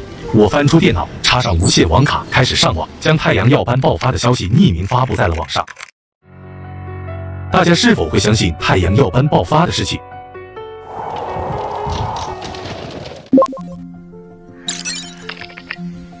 如果我说今天会爆发3S 级太阳耀斑，根本不会有人相信我能未卜先知。但今天我在已经发生事实的基础上提前爆出这件事，并加上冰河时期即将到来的猜测，就容易取信于人得多。71个小时后，所有电子设备将失去信号报废，到时候就不会再有暴露的风险。只是不知道帖子能不能被有心人发现，剩下的事情只能看天意了。为免再次发生无法感应到空间的情况，得将空间里的物资每种都拿出来一部分放进庇护所的地下室。我尝试和聚宝盆建立沟通，但没有任何反应。次日，右上角的倒数计时已经跳到47小时，我只能不停修炼养生诀，让自己保持冷静。一辆拖拉机来到我的庇护所外，然而没多久，一群不速之客扰乱我的平静。什么事？小兄弟，你这个圆球破坏了我们村子的风水，我们村子里最近鸡鸭都死了好几头，你说这事怎么办？你们的鸡鸭死了关我什么事？怎么不关你事？就是从你这个圆球造起来，我们的鸡鸭才开始死的。过几天，说不定就要死人哩。那你们还不快搬走？晚了，说不定你们村的人就要死绝了。哎，你这孩子心眼怎么这么坏？你敢招我们？臭小子，你说什么？不会说话，叔就教教你说话。真正让他们大吃一惊的是受了一巴掌，不是我，而是李强。见自己儿子挨打，拄着拐杖的李大爷仗着自己年纪大，抡起拐杖就朝我打来。李大爷眼珠子一转，顺势哎呦一声摔在地上，闭上了眼睛。这是开启第2套方案的信号。爸，你怎么办？哼，我碰都没碰到他一下。我们这里4个人都看到了，你别想耍了。丧天良的，城里人欺负我们乡下人了。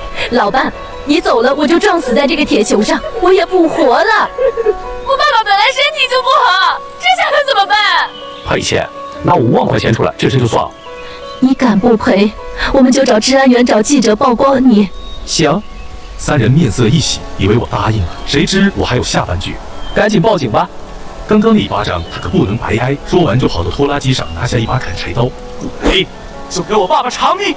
慢着，我做出思考的表情，绕着李大爷走了2圈，像是在观察李大爷的情况。突然，我伸出脚，一脚踩在李大爷垂在地面上的手背。我把你爸治活了，这下不用赔命了吧？我又会遇到什么困难？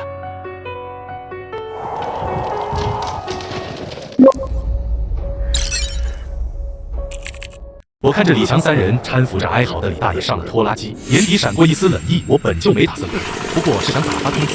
料定几天后暴风雪来临，他们再也没上山。拖拉机驶远后，我收回目光。我从刚才出庇护所起，就察觉到树林里有一道目光。重生后的我对他人注视格外敏感，50米内的目光都能察觉。我迈步走向树林，刚踏入树林，兜里的手机忽然响起，同时远处传来一阵慌乱的脚步声，飞快远去。我停下脚步，转头看向黑影消失的方向，只瞥见树丛剧烈晃动了几下，再无踪迹。我没好气地接起电话，干嘛？猜是赵小待不住了，自己晾了他2天。临时，你猜猜，我在这里碰到了谁？谁？我们海市的首富之子沈金兵，他还主动和我说话，约我明天潜水，让我叫上你。沈金兵！我握着手机的手猛地一紧，指节泛白，声音带着不易察觉的颤抖。沈金兵前世害死自己的元凶之一，我的记忆瞬间被拉回过去，两人的仇怨早已刻入骨髓。我的父亲曾是天启新能源公司的员工，那天公司董事长沈范仁带着沈金兵来考察，悲剧就此发生。少年沈金兵玩世不恭，突然将手里的可乐泼向电路设备，瞬间设备冒出火花，火速爆炸，我的父亲当场死亡。沈范仁却用巨额封口费堵住了所有人的嘴，还给了我家一笔天价赔偿金。那个偷偷告诉我真相的父亲好友，没过多久就人间蒸发了。更让我心寒的是，母亲没过几个月就改嫁给了沈范仁。上辈子我想报仇，可沈家在海市一手遮天，证据早被清理干净，连临死前唯一的机会都被人打断了。我回过神，手机屏幕因用力被捏出裂痕，我眼底翻涌着杀意，嘴角勾起冰冷的笑。这辈子沈金兵在沙市，没人能救。电话那头赵晓还在催，临时去不去啊？给个准话。我压下杀意，语气平淡，去当然去。6月3号下午1点，距离暴风雪倒计时还有21小时。我来到私人游艇码头，远处停靠着几艘豪华游艇。我远远看到赵晓正和旁边并行的一个年轻人唾沫横飞地说着，那背影我一眼就认出来了沈金兵。我心底冷笑，果然不管前世今生，赵晓遇到沈金兵都会倒戈。我面无表情地走过去，临时怎么才来？沈大少都等好久了，路上堵车，来晚了。沈金兵终于转过头，一张酒色过度的苍白脸庞暴露在阳光下。我记得此时的沈金兵还没有末世里的残暴。没关系，人来了就好，走吧，上船。这片无人岛的海底藏着怎样的致命陷阱？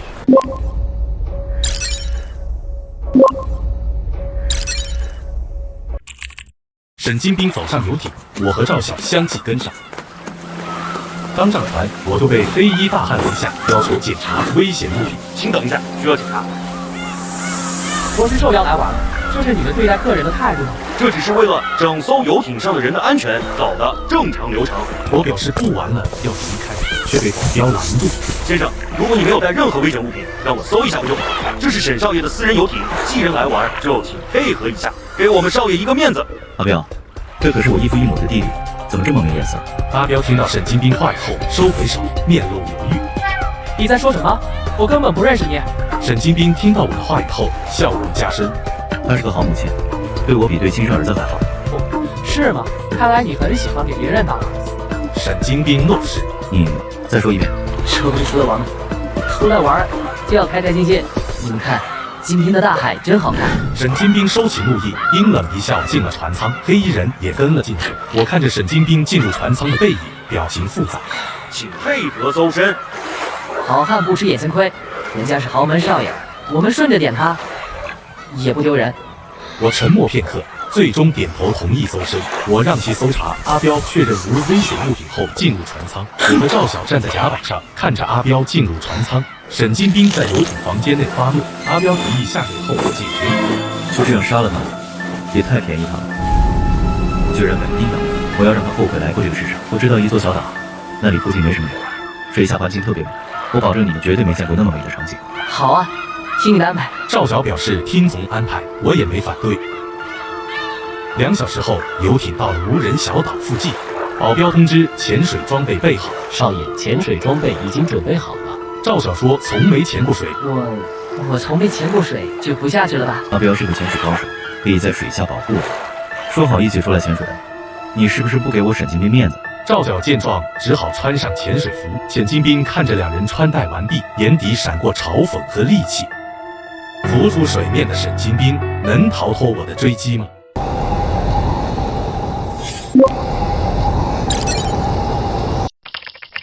众人着装带妥呼吸装备后，赵晓拉了拉我挤眼睛，我笑问。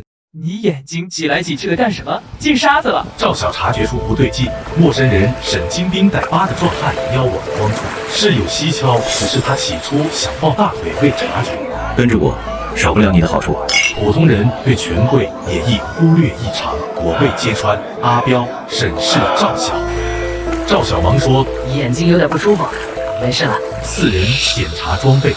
众人穿戴装备时，阿彪突然走到赵晓身后，拍了拍他的负重带，检查松紧。阿彪讲解水下手之后，率先下水。我赵晓随后。赵晓见保镖虎视眈眈，心底不安。水下风景绮丽，我在前观赏。赵晓在水下看到一条色彩鲜艳的鱼，兴奋地想指给我看。赵晓在水下看到一群发光的水母，又好奇地伸手去碰。而此时，我却感身后有注视与杀意。到珊瑚礁附近，沈金兵观察我的一举一动，眼神中充满审视。沈金兵示意阿彪动手，沈金兵满眼兴奋。赵晓见状，魂飞魄散，想提醒却差点掉呼吸法，想上浮却因忘记负重，原地扑腾。我觉水流异常，有身躲开敌手。阿彪再挥刀冲出呼吸阀而来，两人决力，我力气惊人。我瞪开阿彪后，竟拿出手枪。阿彪震惊，他明明搜过身。我开枪，3枪击中阿彪要害。沈金兵见状，游向赵晓，将其打在身前，按泄气按钮上。我开枪，因火中干扰射中赵晓脖子，鱼群游过，挡着视线。再散开，两人距离超2米。我再开枪，也不利。沈金兵松开死去的赵晓，加速上来，对我做割喉动作，满眼怨毒。我开足气，借负重更快上浮追去。我能追上嚣张至极的沈金兵吗？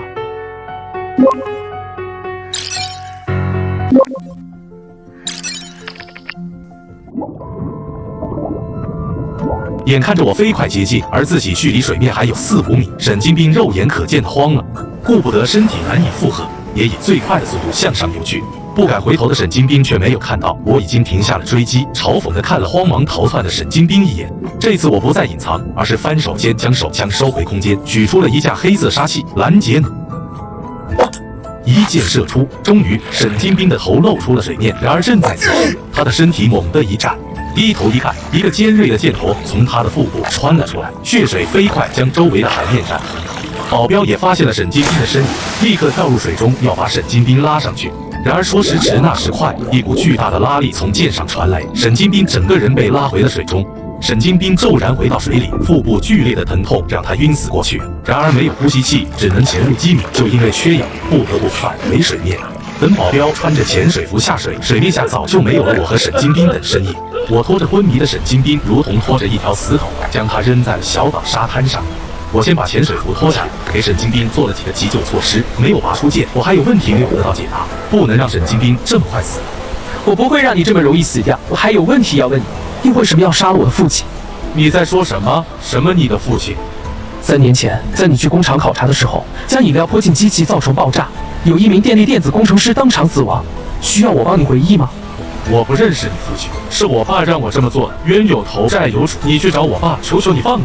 你说是你爸让你做的，他为什么要这么做？因为他早就看上了你妈，想霸占你妈，但是那个贱女人说出轨会坏了自己的名声，一直不肯同意，于是我爸就命令我害死那个工程师。我飞快就地一滚。与此同时，一声巨大的枪声响起，子弹射入刚刚我站立的沙子，沙尘飞射。如果我刚刚没有躲开，这一枪射中的就是我的头。我左躲右闪，还是被一颗手枪子弹击中手臂，不敢停留。我飞快朝着面前的树林跑去。沈金兵看着我离去，跑进树林中，那种强烈的危机感才减弱。我脚步不停，继续朝着密林深处跑去。到底是什么人要杀害我？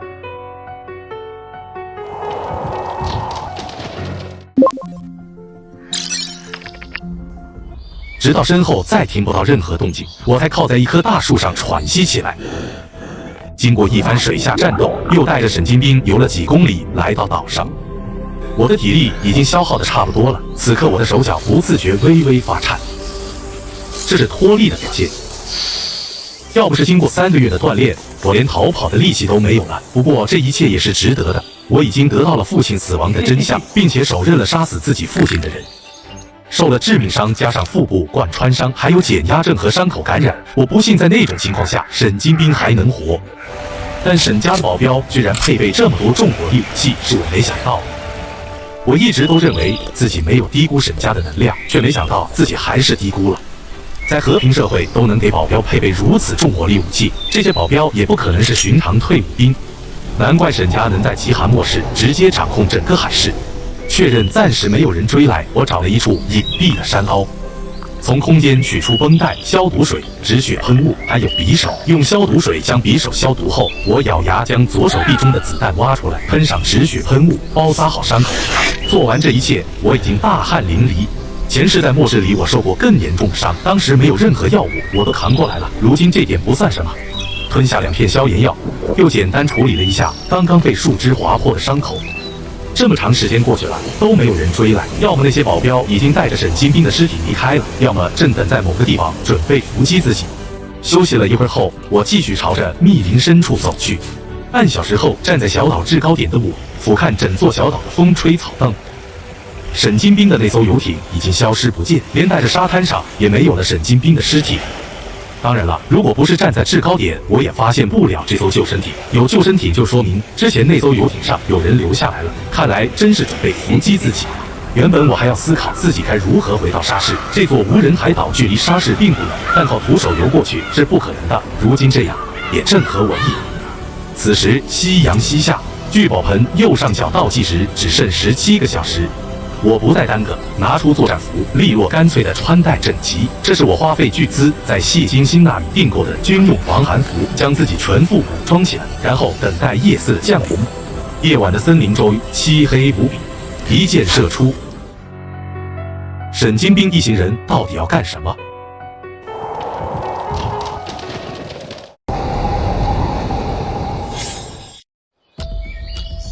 虽然练习弩的时间不长，但凭借弓弩瞄准度高、易上手的特点，加之会用枪支，我用起弓弩得心应手。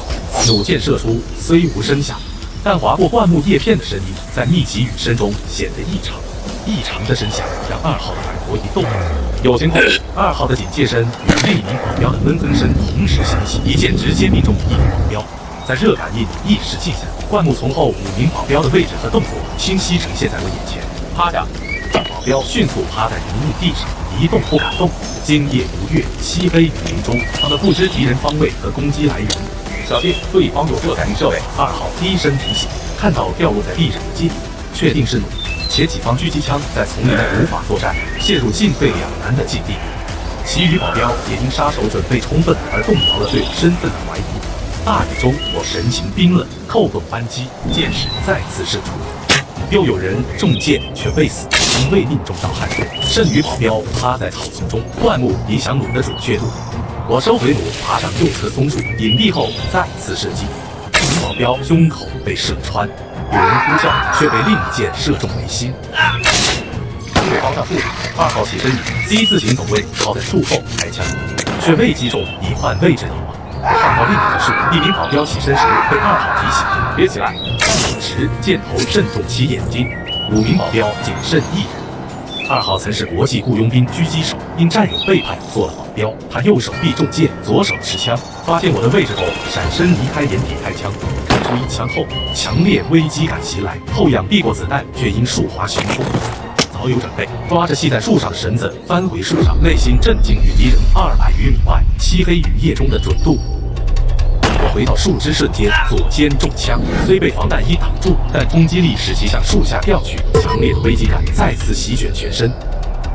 这半片基因锁药片藏着沈家怎样的秘密？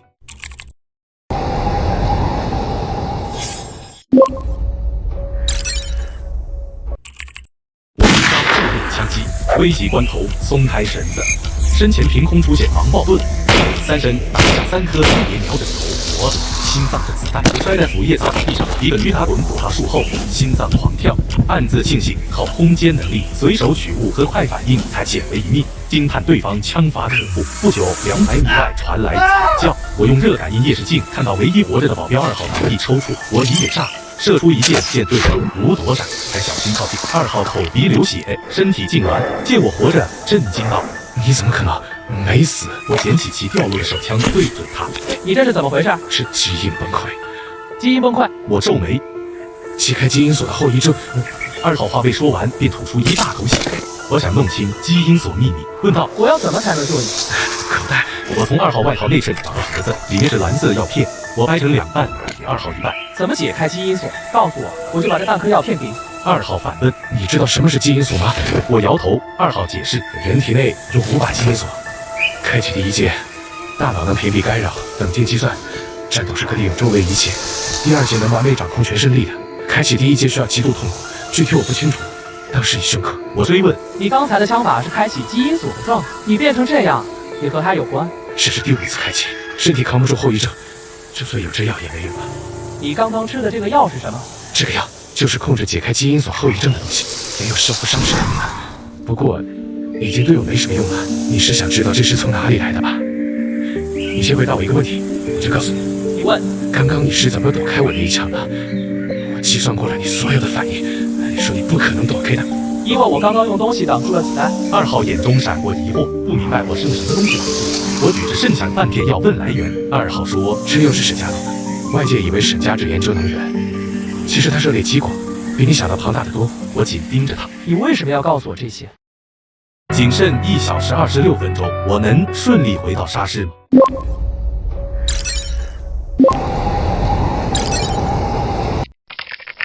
？2号苦涩地笑了笑。我孤家寡人一个，又不是沈家的人。沈家给我钱，我给他们打工，就是这样而已。我死后，沈家怎么样，与我有什么关系？你能躲开我开启基因锁的3枪，很不错。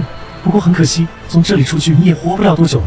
沈家不会放过你，你也绝对逃不过沈家的抹杀。我再告诉你一件事情，沈金斌还没死，有沈家的药物替代，他不会那么容易死。他知道自己的时间要到了，嘴唇蠕动了几下，后面的话我就听不清了。沈金斌还没死？沈金斌没死，自己明明刺穿了沈金斌的心脏，他怎么可能没死？我拧紧眉头，蹲下身来，看了一下2号的脉搏，已经死了。我在2号身上搜索了一番，找到一部卫星电话，一个对讲机，几个弹匣，一张身份证。李2号是这个人的名字，也许知道自己必死无疑。至死李2号都没让我把剩下半片药片喂给他。李2号说，沈家除了能源领域，在其他领域也有涉猎，甚至在培养开启基因锁的人。原来这才是沈家末世后如此强势的原因。前世自己就像一只井底之蛙，什么也不知道。沈金斌没死，是我完全没有想到的。我摊开手，看着掌心半片蓝色药片，我将药片仔细收进空间。我起身走向尸体，迅速将尸体上的剑全部回收。收集好战利品以后，我便去找那艘救生艇。此刻已经将近凌晨1点，距宝盆右上角倒计时还有9个多小时。我必须尽快赶回去，在太阳风暴到达地球之前找到沈金斌，杀了他。然我来到沙滩上，才发现自己这会儿根本走不了。此刻下着大雨，海面上波浪起伏，没有月光的海面漆黑幽深，几乎无法辨别方向。小小的救生艇在这种天气下，在夜里入海，跟找死没什么分别。我只能又退回树林里，等到天亮雨停，我回到沙市，再去寻找沈金斌在哪一家医院。时间可能会来不及，必须在太阳风暴到达蓝星之前回到我的安全屋才行。我想起从李2号身上搜到的卫星电话，拿出来拨通了一个号码。谢谢，有一件事需要你帮忙。挂掉电话，我找了个地势稍高的地方，扎了一个帐篷，闭目休息了一晚。这种地方我也不敢进入深度睡眠。此时是凌晨5点，距宝盆右上角倒计时还有5个小时，天亮了。我能找到沈金斌的去向。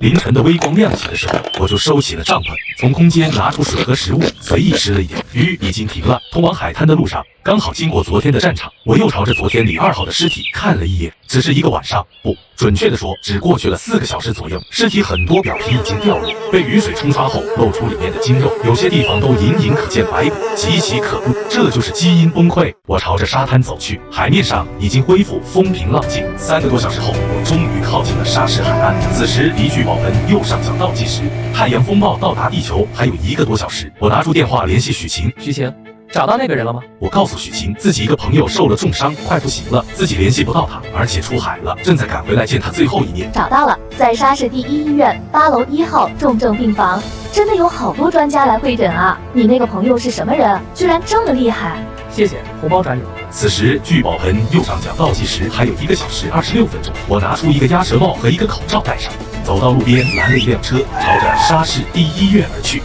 以最快速度赶去沙市第一医院。沙市第一医院8楼1号重症病房外面站满了10几个医生和一个中年女人。令人震惊的是，这10几个医生都是经常出现在各大报刊新闻中的专家名医。各位医生，我儿子怎么样？能不能救回来？说话的人是一个中年女人。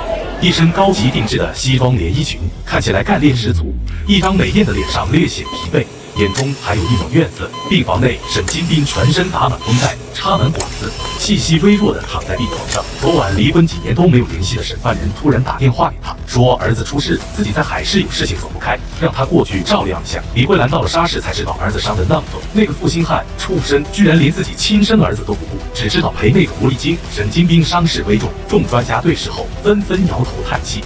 直言他能撑到现在已是奇迹，虽有不明物质和强烈求生意志维持生机，但就是希望渺茫。救救我儿子！李慧兰见状崩溃痛哭，哀求专家救救儿子。专家提及沈金斌体内有特殊物质维持生机，询问其服用过什么。我不知道。李慧兰表示不知，转而向送沈金斌来的保镖求助。那是沈总保管的保命药，送药人已在路上。不久后，保镖告知送药人已到楼下，李慧兰激动不已，认为儿子有救了。与此同时，距离末世还有48分钟，我来到第一医院，打扮低调，为不引起注意，径直走向住院部电梯。等待电梯时，一名气质酷似沈金斌保镖的黑衣人走来，两人一同进入电梯。我按了7楼，黑衣人按了8楼，我由此确认对方与沈金斌有关。电梯到7楼后，我假装发病倒在电梯门中间，阻碍关门。黑衣人无奈上前搀扶，我趁机用匕首将其捅倒。夺过对方手中的箱子，到达8楼。李慧兰误认我为送药人，上前询问：“是送药的，药呢？”沈金斌的2名保镖因不认识我而将其拦下。慢着，没见过你，开箱查看。面对保镖的拦截，我该如何化解？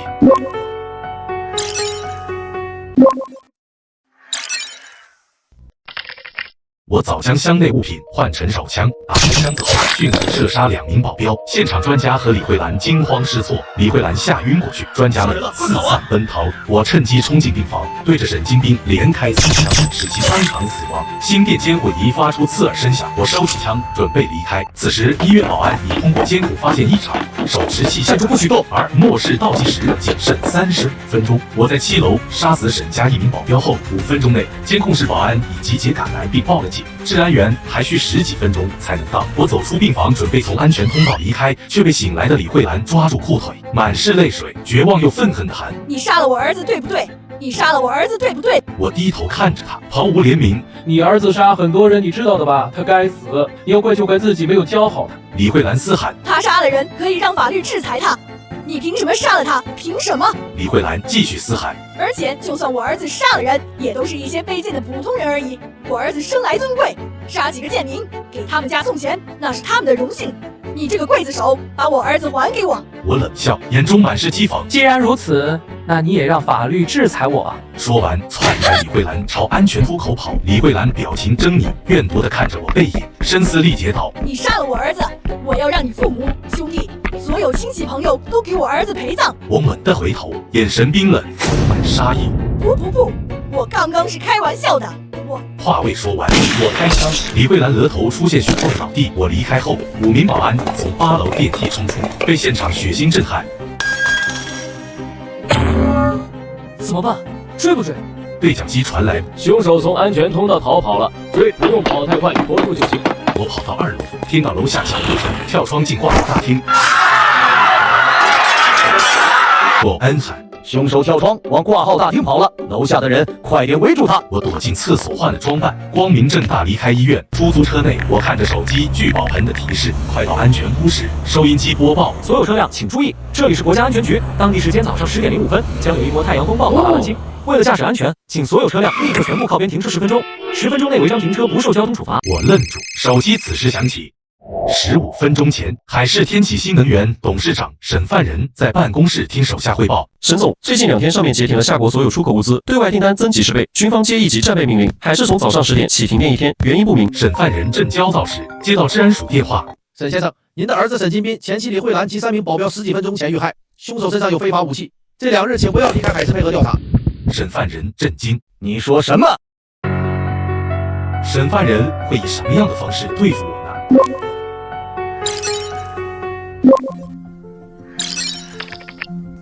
沈范仁接到治安署的电话。沈先生，我们在少爷住处搜到枪支。沈范仁听到关键信息后，瞳孔作缩。沈范仁表情狰狞，将手机砸在地上。王志是不是临时那小子让金斌重伤濒死？沈爷，临时是杀手，会周2号会处理，但目前还没消息。沈范仁听王志回答时，拳头紧握，青筋暴起。他杀了我儿子，还让詹元搜到枪支，找到临时，活着带回科研室，还有把那几个私生子接回来。王志离开办公室，在走廊快步前行。王志离开后，沈范仁怒摔文件。沈范仁独自在办公室踱步，眼神阴狠。吕思月推门进入。范仁，别气坏了身子。沈范仁猛地转身，挥手将吕思月甩到地上。滚开！临时杀了金斌，治安署都找上我了。吕思月趴在地上，眼神涣散。不可能，临时他从小连鱼都没杀过，而且金斌身边有雇佣兵保镖。给我打电话，叫他回海事。我手机亮起，显示母亲来电，直接挂断。他害死了父亲，早已划清界限。我回忆附近倒下的模糊画面。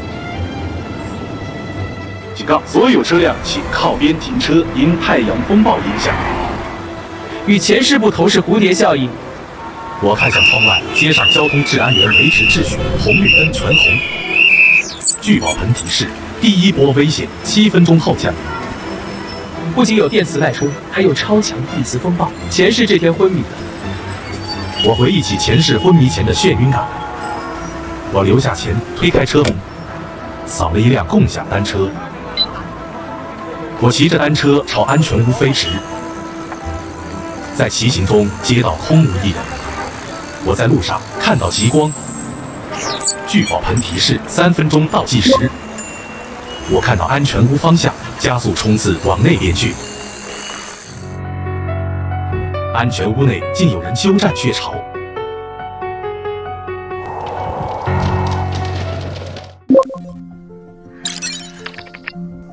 原本只能骑20码的自行车，被我骑出了40-50码的速度。停车，危险！身后传来交通治安员的叫喊，但我仿若未闻。原本即使是在几公里外都能看到的市中心广告牌和各种24小时常亮的灯，这会儿居然都没有开启。明明刚才医院都还有电，这是突然停电了。这个念头只是在我脑海中闪过，没有细想。我全力踩着脚踏板一路飞驰，终于在最后1分钟赶回了山上。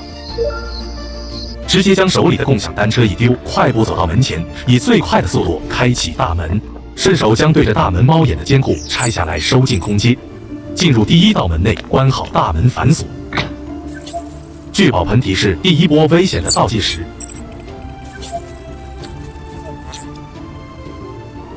眼前一黑的瞬间，我脑子里想到的是原物质，那是什么？同一时刻，蓝星外一股看不见的太阳风暴朝着整个蓝星横扫而来，整个蓝星外大大小小1000多颗卫星爆开一个个大小不一的火花，所有卫星全部损毁，即使没有爆炸的也不再工作。各国宇宙空间站屏幕全部在一瞬间变黑，迎来毁灭。太阳风暴到来的超强电磁脉冲席卷整个蓝星，在顷刻间急速破坏了全球所有含有电路的电子设备。电磁脉冲不仅会摧毁正在使用中的含有电路的设备，没有使用中的一样会受到损坏。正在航行中的飞机在这一刻全部笔直从天空栽落，无数人家中的电器在这一刻之间突然爆出电光火花。世界上所有的电站，不管是水力电站还是核电站，只要还在运行的，在这一刻全部能源过载，出现了超负荷的情况。整个世界骤然失去了所有电力供应，正处于夜晚的大半个蓝星国家一瞬间陷入了黑暗之中。所有正在行驶中的汽车、能源车、电瓶车无一例外的突然出现故障失灵，整条街出现几十辆、上百辆车连环车祸的比比皆是。他们联系不到任何人，也得不到任何救援，只能绝望地逃离逐渐蔓延开的大火。只是短短几分钟，整个蓝星到处都陷入了一片火海。人类近几百年科技爆炸式发展出的成果，在这一天终结。此刻的我已经因为蓝星磁场巨变，和很多对磁场敏感的人一样，陷入了昏迷。我不知道，因为我的提醒，整个夏国在早上关闭了整个国家的电力供应。与其他国家陷入火海和水深火热之中相比，虽然夏国也有伤亡，但伤亡情况大大减少。下一波危险又是什么？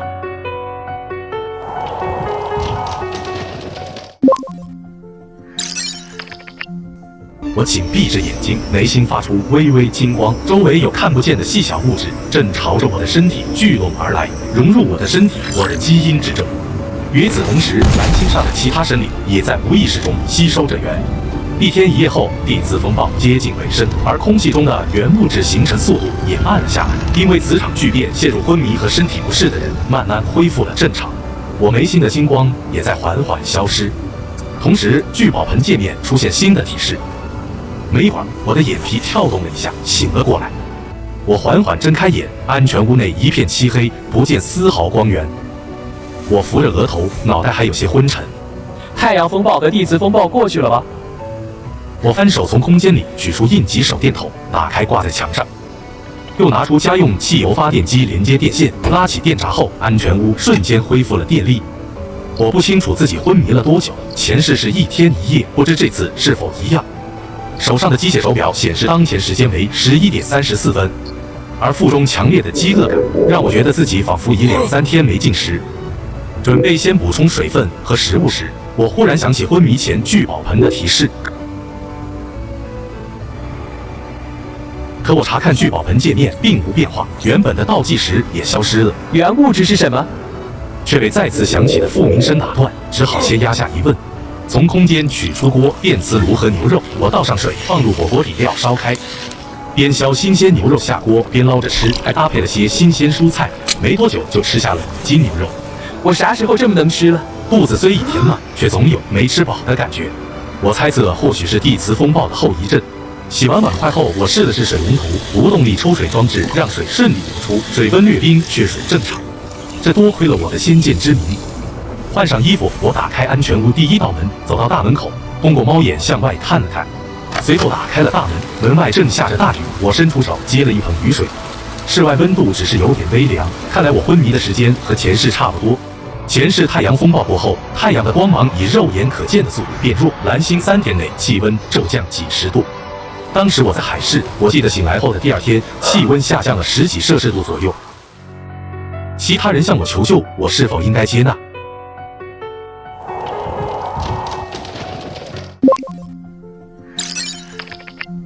屋外下起了大雨，这时候的人们还在为太阳风暴过后失去了电力，接收不到外界消息而恐慌，并没有发现天气异常，仅仅以为只是一波强冷空气。直到第3天，气温又接着骤降20多度，很多地方都出现冰雹、强台风、暴雪等极端天气。人们开始察觉出不对劲，冒着大雪到处哄抢物资。第4天的时候，气温再降，1天之间降温30几度，早上和下午温差20、30度，这是极其可怕的事情。许多出去购买物资来不及回家的人，在暴风雪中失温而死。南方气温都下降到了零下50摄氏度左右，北方更不用说。人体适应温度需要一个过程，而太阳根本没有给人类适应的时间。即使躲在家里裹紧被子，很多人依旧抵挡不了这骤然变化的低温，生病、冻伤、冻死的人比比皆是。医院人满为患，设备和救护车在太阳风暴下全部损毁，还没有电力供应，治疗速度跟不上生病人数，药物也开始短缺，得不到供应。1天之内死亡的人不计其数，人们开始陷入恐慌和混乱，终于意识到末世来了。沙市接近赤道，此刻正值夏季，降温速度因慢于海市。前2天白天这里气温还有32摄氏度，我拿出电子空气温度仪，显示当前22摄氏度。我回屋披上外套，背上背包，打算趁暴风雪没来先出去收集些东西，毕竟空间里的物资再多也不嫌多。套上防水雨衣，我扶起之前丢在地上的共享单车电子锁，已被电磁脉冲破坏，却不影响使用。骑车下山时，我发现自己竟能轻松达到之前全力才能有的速度。难道体能变好了？由于思考分神，我没注意到前方拐角路口走出一群人，他们穿着统一雨衣，神情严肃警惕，中间还护着个穿白色连衣裙、套透明雨衣的女孩。当我察觉想刹车时，也来不及。刺耳的刹车声中，自行车人朝着人群撞去，人群里传出女孩的惊呼声。人群中，一名中年男子眉头一皱，上前一步，出腿如风，一脚踹在自行车车轮上方的车杠上。我连人带车被踹得向后退了几米才稳住。低头一看，车杠已凹陷进去。这人好强！什么人？其余人立刻戒备，有人甚至将手伸进雨衣内。不好意思，我出来买点东西，着急回家，幸好没撞到你们。大叔，你的腿没事吧？中年男子没说话，只是皱眉盯着我，眼神里满是审视与戒备。我握着车把手的手微微握紧，两方陷入沉默，气氛紧张。就是算了，他不是故意的。这个女孩认识我。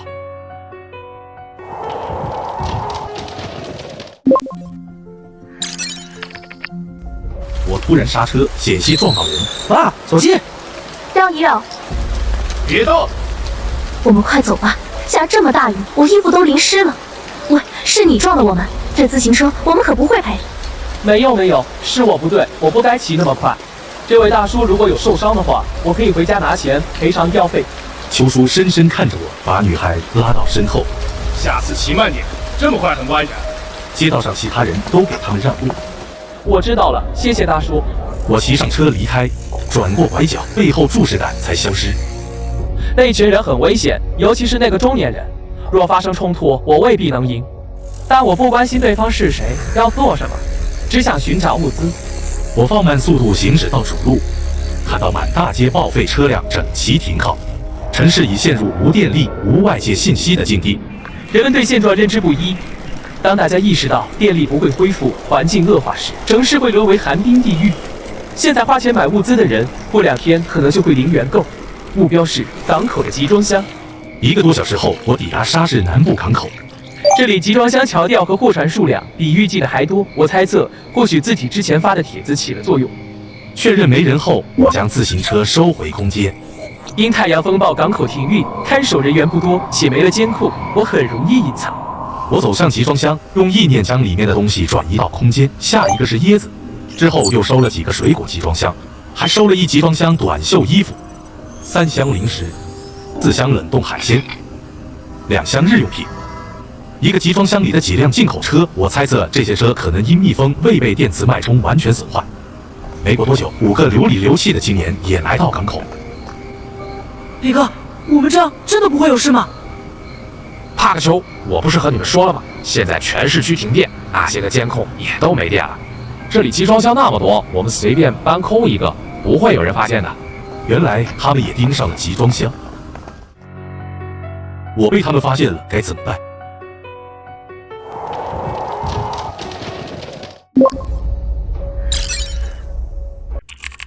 可是，万一还有监控，还有电呢？光头青年担忧地问。李逵恨铁不成钢地指着他的鼻子。所以我就说你发不了财，一点观察力也没有。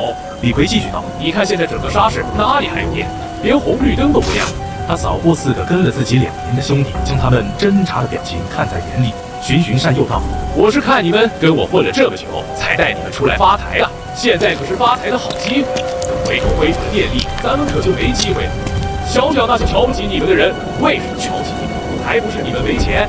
现在赚钱的机会都摆在眼前了，难道想当一辈子穷光蛋，被人瞧不起？”李逵说的慷慨激昂，唾沫横飞。他这么卖力，是因为前几天出去赌钱的时候欠下了一笔高利贷。那些借高利贷的人和他这种小混混不同，人家背后势力大着，收拾他跟玩似的。他要是还不上钱，过几天就要缺胳膊少腿了。原本他急得快着火，忽然整个沙市断电，这不是老天爷都在帮助我？于是果断拿起了自己家附近这个港口的主意，知道自己一个人搬不了多少，才交上这4个死货。见4人似乎被自己说动，李逵趁热打铁：“这里这么多箱子，空了1个，不会有人发现。而且现在没有监控，就算有人发现了，也不知道是我们干的。怕个球！要是真被抓了，你们就说是我指使你们干的。”见李逵说的在理，还拍着胸口揽下责任。其余4人终于放下了担心，眼里闪过或多或少的贪婪之色。干了，这些都是资本家从我们老百姓身上刮下来的，民脂民膏，咱们这叫劫富济贫。李哥说的对，现在没有监控，怕个球！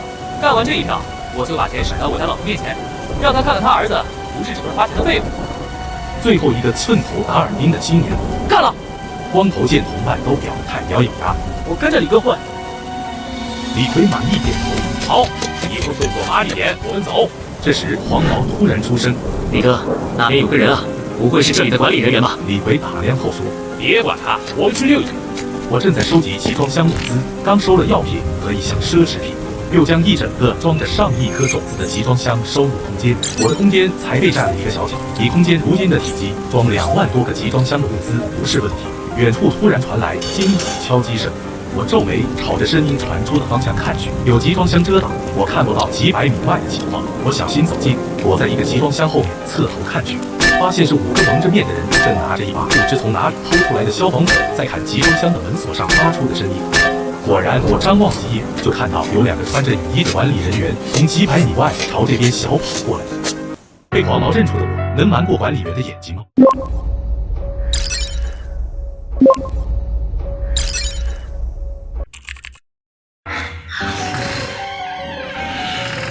开了，门开了！快看看是什么东西！卧槽，这不是电视里女明星经常拿的包包吗？这是驴牌啊！我这里还有一个 X 牌的，这大铁箱都是值钱货，我们要发财了！港口管理人员顺着声音很快发现被打开的集装箱，五人吓了一个机灵。光头青年手里装着驴牌包包的盒子直接掉在地上。李逵低喝一声：“闭嘴，蠢货！” 2个管理人员拿着警棍指着我喝道：“喂，你们干什么的？”李逵扫了一眼集装箱里满满的奢侈品，眼里满是贪婪。有了这箱东西，他不仅能还上高利贷，甚至可以在郊区买套房，以后过上安安稳稳的日子。如果今天的行动没有成功，他还不起10几万的高利贷，只能被砍断手脚，还要被抓进局子里去。这里没有监控，解决了这2人，不会有人知道是他做。李逵脸上厉色一闪，拿起放在一旁的消防斧，就朝着一名港口的管理人员冲了过去。混乱环境下，2个管理人员遭遇凶狠的李逵的人，其中1人被砍倒在地，另1人吓得瘫软求饶。李逵用消防斧砍中求饶者，喝令红警4人动手，血腥凌厉冲击着死者。他们因害怕被未死的管理人员吓了神。我为李逵认亲，继续收集物资。2个多小时后，我收了港口大半集装箱的物资。傍晚，天色昏暗，气温下降。我准备回去时，再次遇上李逵等5人。5人状态大变，衣服上满是血迹，已在我离开后杀了不少人。黄毛认出我，提及之前杀人。李哥，是之前那个小子。我从空间拿出带消音器的手枪，寸头男人想要逃跑，我最终将其击毙，其余4人震惊。光头青年跪倒求饶，认为我是治安员。李逵鼓动大家一起冲上去，胖子和黄毛随之扑来，我果断开枪，将胖子和黄毛等人一一击毙，只剩吓晕的光头青年。我欲灭口，听到整齐的脚步声，一队全副武装的士兵出现。我躲到集装箱后，什么人在那？另一队士兵发现我伪装成学生，称自己是沙市艺术学院的，因迷路来到这里。士兵搜查我，未发现危险物品。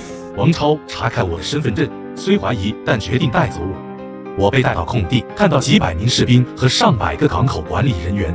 长官，您一定要为我们做主啊！我看到被捆绑看守的光头青年，他抬起头，朝着我这边看了过来。5公里的返校路，我能瞒过士兵抵达安全屋吗？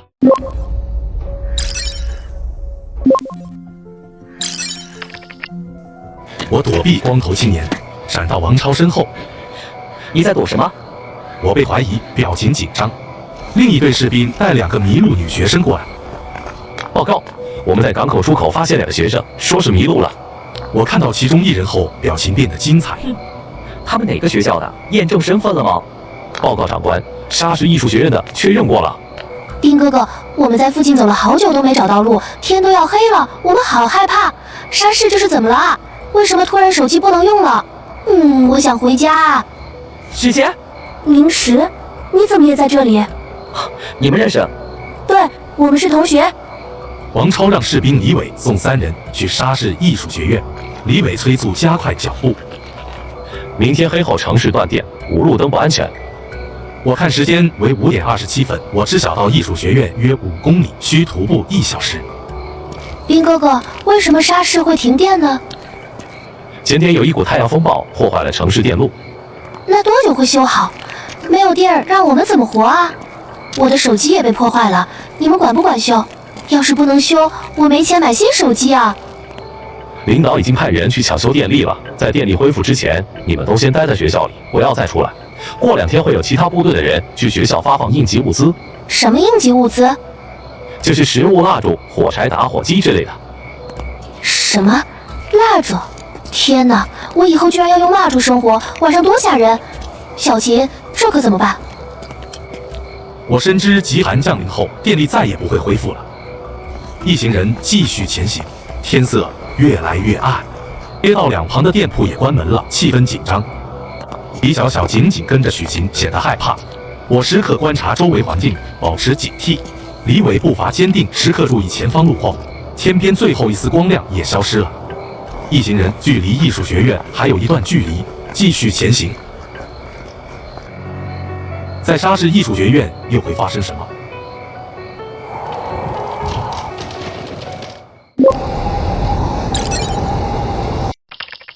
我回想起小时候爸爸说的话，过去电力未普及，人们靠蜡烛、手电照明，天一黑就睡，天不亮就起。除了为生计拼命干活外，没什么娱乐，也没有网瘾问题，身体素质都很好。而如今人类过度依赖电子产品，沉迷网络，导致身体素质下降。我觉得太阳风暴毁坏电子产品，像是强行帮人类戒网瘾。极寒的到来又让幸存者更重视锻炼。正思考着第3次重启，加快进化这些念头时，身后的李小小和许晴从抱怨停电聊到我身上。李小小上前想拍我肩膀，问有没有女朋友。陷入沉思的我反应迅速地抓住了她的手，啊，好疼！让李小小疼得呼出声。我松开手，脸上挂上伪装的歉意笑容。对不起，我刚刚在想事情。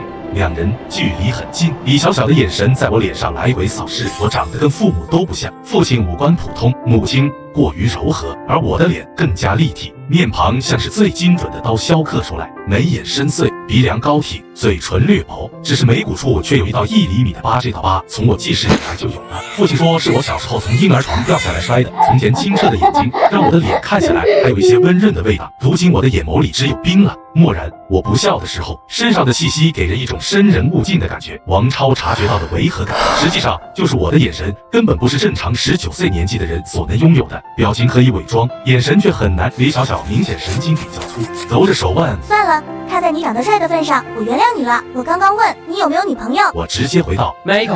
听到我没有女朋友，李小小一双眼睛弯成了月牙形状。那你？许晴走上前来，阻止李小小犯花痴。小小，现在都什么时候了？别闹了，我们要赶紧回去，天已经黑下来了。看到李小小对着我犯花痴，许晴有一种自己的东西被人盯上的感觉。李小小在许晴看不到的位置撇了撇嘴。我对2个女生的心思毫不在意，末世来临，活下去已经是艰难，我自然对男女之情没有半分心思。毕竟最能伤害你的，往往就是你最信任的人。李伟看了一眼天色，催促道：“快点走！”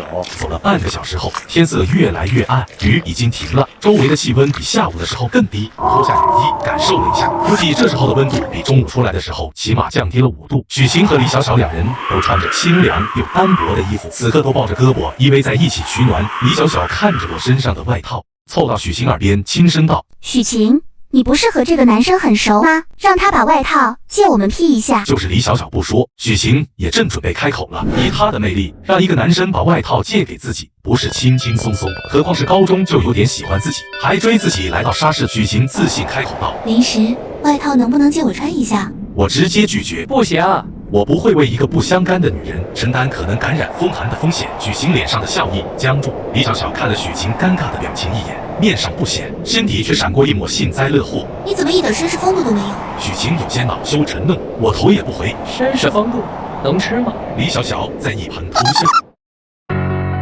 我们能顺利抵达学校吗？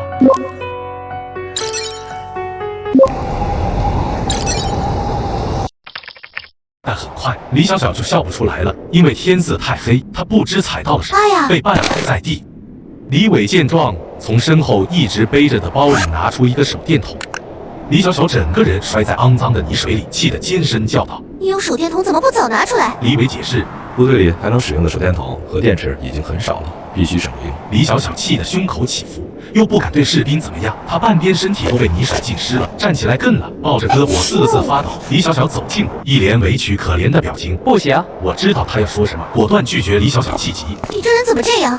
你还是不是男人？然而不管他怎么说，我就是不为所动。四人走到沙市艺术学院门口的时候，天已经完全暗下来，几乎伸手不见五指。学校的自动门已经坏掉，此刻锁着四人走到保安室，敲了敲玻璃。保安室的保安看到一身部队装扮的李伟，询问了几句，得知是送3名学生回学校的，放我们进了小门。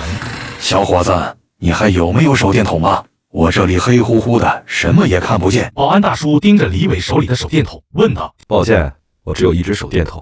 这2天部队会有人来发放照明物资。”听到李伟这么说，保安大叔也没有强求，叹口气，点点头。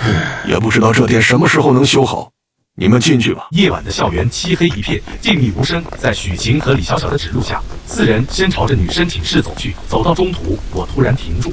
你干嘛？李小小现在看我的眼神一点好气都没有，长得帅又怎么样？性格那么让人讨厌。别说话！我低喝一声，凝神听着周围的声音，耳边传来轻微的沙沙声，似乎越来越近。最近的建筑在哪里？我转头看着许晴和李小小，声音有些急切。李小小急于回宿舍换湿衣服，催促着众人。许晴告知我左边几百米是体育馆，我大喊：“跑！下冰雹了！”我夺过李伟的手电筒，朝体育馆方向跑去。李伟立刻跟上，许晴和李小小因没了光源，也只能跟上。李小小摔倒呼救，许晴在冰雹中奔跑。救救我！临时。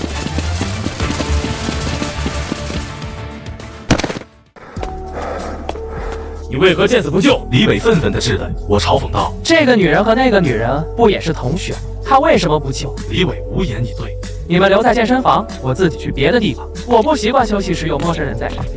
等一下，你同学好像发病了。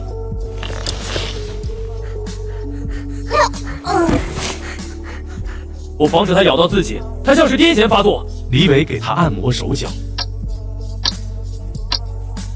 我虽想确认他的状态是否为解开基因锁后的后遗症，但没给他喂2号剩下的半颗蓝色药片。李伟于心不忍，难道要眼睁睁看着他这样？我嗤笑。你准备带他去医院？学校有校医。李伟指正。你们不是同学吗？怎么能见死不救？这是你第2次说这句话了。我想我之前已经说得很清楚了。我瞥向窗外，发现冰雹小了不少。我低声喃喃：“这世上能让我冒着生命危险去拯救的人，一个也不剩。”许晴的状态是否为解开基因锁后的后遗症？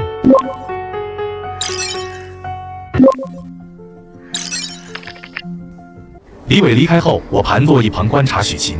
尽管许晴痛苦万分，汗水浸湿头发和衣服，单薄白 T 恤紧贴身体，显露出玲珑身材，我却毫无旖旎心思，对她的痛苦也不动于衷。10分钟后，许晴痛苦消退，身体平复，虚弱睁眼。这是在哪儿？我没死。这里是体育馆，你刚刚是发病了？发病？我没有病啊，我也不知道怎么了。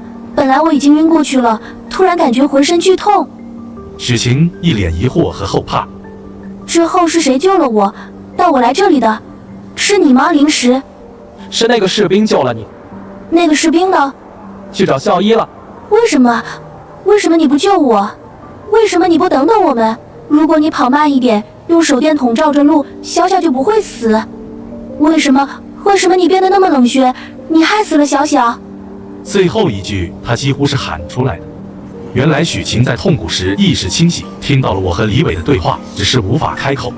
经历险死还生，他的神经本就紧绷，这个问题成了压垮他的最后一根稻草。他因无法接受自己对李小小的死负责，便将过错推给我，脸上满是控诉和怨恨，通红双眼死死盯着我。我眼眸变了，闪过杀意。末世让我明白，不能对任何人付出真心和善意。且许晴可能开启了基因锁，留着是危险。我意念一动，背后手中已多了一把匕首。许晴被我的眼神吓到，身体后退，却抵到冰冷墙壁。此时健身房外传来急促脚步声，我收起匕首。李伟快步走进来，还拉着一个人。你醒了？我起身，注意到李伟身后有个穿白褂、提药箱的男人。许晴同学，你没事吧？还有没有哪里不舒服？楚校医。我和李伟走到一边，看着楚校医询问检查。我没问鼻青脸肿的李伟如何找到校医，只仔细听着许晴的说辞和之前对我说的一样。许晴同学身上有很多外伤，我给她处理包扎一下。2位男士先出去等一下。许晴羞涩低头，我转身就走，李伟跟着出去，还带上了门。楚校医只是单纯来帮许晴治病吗？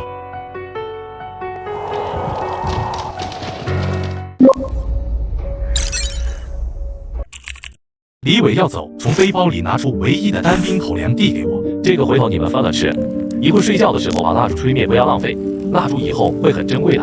他刚走出几步，身后传来我的声音：其实你不必自责，如果当时你没有跟着我跑，你们3个人都会死。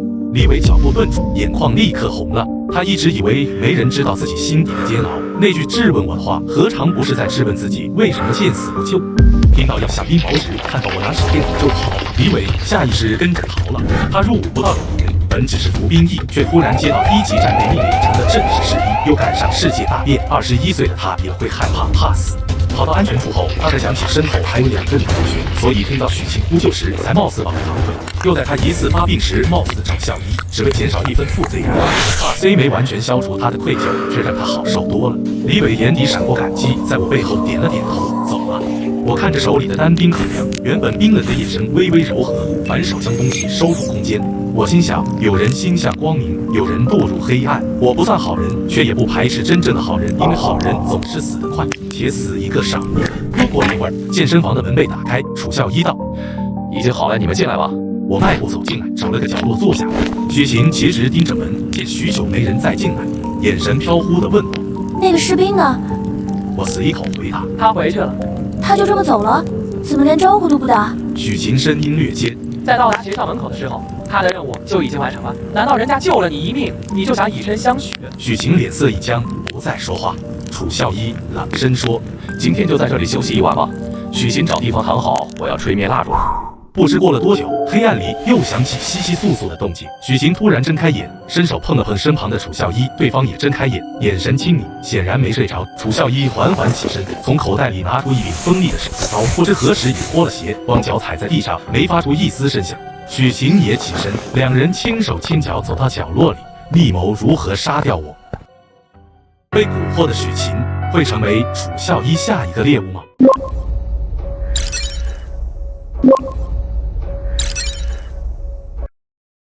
许晴捂着胸口，心跳得像要炸开。自从知道我想杀他，他就陷入恐惧。原本想找李伟求助，却没等到机会，只能向楚孝一求救。楚孝一告诉他，这2天治安署医院都联系不上，城市通讯和电力全断，连校长去治安署求助都无果，怀疑太阳风暴影响了整个北半球，秩序崩溃或许只是时间问题。相信我喜欢你，我不能让任何人伤害你，我可以帮你杀了他，只要你和我在一起。楚孝一当时的眼神让许晴陌生，可一想到我想杀他，他就怕得要死。他想，既然现在没了秩序，我敢杀人不被追究，那他们杀了我也不会有人知道。好，只要你杀了灵石，我就和你在一起。最终，他同意了楚孝一的主意，却没细想楚孝一凭什么敢杀人。黑暗中，楚孝一脸上露出森冷的笑。这2天对他而言简直是天堂。昨天学校接到太阳风暴消息后，早上10点多，大部分学生出晕呕吐症状，很多人陷入昏迷，连几名校医都未能幸免，唯独他只有些反背人心，毫无大碍。起初他还好好给送来的学生看病，后来发现无论用什么方法，昏迷的学生都没反应，却也没生命危险。看着病床上毫无知觉的女学生，他突然生出邪念。第一次得手后，发现监控失灵，治安署联系不上，他的胆子越来越大，1天1夜竟侵犯了10几名女生。经常侵犯一名女生时，对方突然醒来侦查呼救，慌乱中他杀了人，用垃圾袋裹住尸体，藏进空置的冷藏箱。从此像打开了潘多拉的盒子，他开始用药物让昏迷的女学生睡得更沉，继续作恶。已有2个女生因用药过量再也醒不过来。有人问起失踪的学生，他只说人已经离开了。晚上在校医院作恶时，听到李伟的呼喊，看到对方的军装，他差点吓破胆，以为东窗事发，没想到只是来求助的。跟着李伟到体育馆后，得知对方任务完成，很快就会离开，他变动了杀心。他早就眼热许晴了，杀了我就能名正言顺占有这个鲜活的美人，而不是对着毫无知觉的身体。此刻，楚孝一已走到我之前坐的角落，眼中闪过兴奋的光芒，举起寒光闪闪的手术刀，对着那个位置狠狠扎了下去。这一刀落下，谁会成为真正的猎物？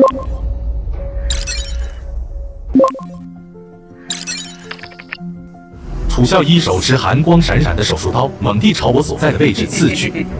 许晴虽看不到具体情况，但脑海中浮现的血腥画面已让他惊恐万分。他死死捂住嘴，才没叫出声来。然而预想中的血腥场景并未出现，楚孝一这一刀落了空。他满脸惊愕，误解我的去向。在这时，黑暗中突然亮起一阵强光。你是在找我吗？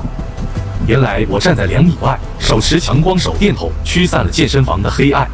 许晴见状，忍不住惊叫。楚孝一则一边遮掩，一边用刀指着我：“你怎么会在这里？你手上的手电筒又是从哪儿来的？”我在你躺下前就换了位置，你移动的声音掩盖了我的动静。这个手电筒是从背包里拿的。你们2人大半夜不睡，是不是想杀我？我不会和陌生人同处一室睡觉，若真如此，也绝不会睡着。我在末世摸爬滚打，对人性的恶意十分熟悉。初见楚孝一，就察觉到其身上有刚杀过人的狠戾之气。烛火熄灭时，便谨慎换了位置。加上重生后对他人目光格外敏感，即便在黑暗中也能感觉到杀意，所以早已睁眼戒备。我不再多言，快步上前，轻易夺过楚孝一手中的手术刀，直接插进了他的胸口。不要啊！但手术刀已正中楚孝一心脏，他难以置信地看了一眼胸口，随即倒地身亡。我神色平静，我自地磁风暴醒来后，就发现自己的体能、速度、力量和神经反射都远超以前。接着，我转向惊恐失声的许晴，许晴吓得浑身颤抖。灵石，你不要杀我，你放过我，我可以做你女朋友，任你摆布。在高中时，我也一直喜欢你，求求你了，不要杀我。我却笑着说要给他一个机会，即自己开枪，他若能躲开就放了他。说着，我拿出一把手枪，对准许晴，开始倒数。每数到1，我便扣动了扳机。令人意外的是，许晴在生死关头气质大变，瞳孔骤缩，身体微侧，即躲开了子弹。他顿时狂喜，可不等他高兴多久，我又补了一枪，子弹击中他的肩膀，他痛哭倒地。我表示有些失望，我原本是想验证许晴在生死关头能否开启基因锁，如今可以确定他确实开启了。下一步我要干什么？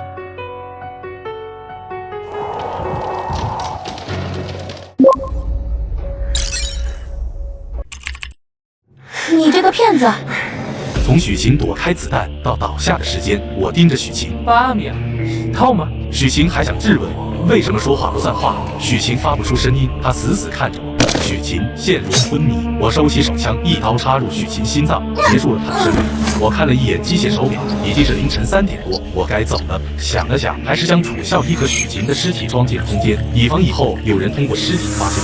窗外不知什么时候刮起了大风，吹得台球棒管的波澜，室外估计只有5、6度了。我先拿出一套更保暖的衣服换上，然后提着手电筒翻出了沙市艺术学院。漆黑的道路上寂静不深，地面还有冰雹落下留下的水渍。走出几百米后，我拿出那辆共享单车，将手电筒绑在车头上，朝着沙市跨海大桥驶去。如今空间内放了好几具尸体，虽然有空间保鲜不会腐败，但空间里那么多食物放着总是膈应人。我准备趁着夜黑风高处理掉这些尸体，驶出几公里，周围开始起雾。在这样漆黑寂静的夜，看起来格外阴森恐怖，但我脸上没有多少表情变化。20来分钟后，几具尸体扑通扑通，如同下饺子一样被我扔进海里。我还顺带洗了一下那辆防弹越野车，将车里的血液都清洗干净后，直接开着越野车往安全屋驶去。这个点基本不会有人在外面活动。即使有人听到车辆行驶的声音，也看不到是谁在开车。越野车底盘高，看到尸体也不用下车搬走，直接碾过去，比共享单车方便多了。我自然不会傻乎乎的骑车吹冷风。车辆行驶过城区的时候，有些人听到了汽车从楼下经过的声音。老公，快醒醒，我好像听到汽车的声音了。老婆别闹，快睡吧，你肯定走。汽车现在还有能开动的汽车。在天色渐亮的时候，我将车收回了空间，又换回了共享单车。随着天色亮起来，一路骑行而来，我看到行色匆匆的行人比昨天更多了，而且几乎都是青壮年。昨天还有很多穿着短袖的。正如我所想的那样，在沙市这个几乎1年4季都是夏天的城市，本地居民几乎没有准备冬装，雾气越来越浓，还有零星的雪花飘落，这在沙市几乎是不可能出现的天气。就算再迟钝的人也察觉出不对劲了，暴风雪就快要来了。我看到有些人冻得受不了，砸掉了没有开门营业的玻璃，从街店里或者拿走其他东西去。秩序也开始崩坏，末世来临，为活下去，任何事情都有可能发生。早上6点左右，我终于回到了卧龙村，通往自己安全屋的山就在村后，需要绕过村子，或者从村子中间穿过。以卧龙村村民的调性，我自然是选择多一事不如少一事，多骑一些路绕过去。10几个村民拿着菜刀、锄头、砍柴刀、棍棒等各类武器，正围在一起，在路中间形成一个包围圈。打死他！梁子快上！这么冷的天，我我早就想吃一顿狗肉火锅了。还是人群中年纪最大的村长拿了主意。行了，强子、梁子，这里你们俩最有力气，你们上。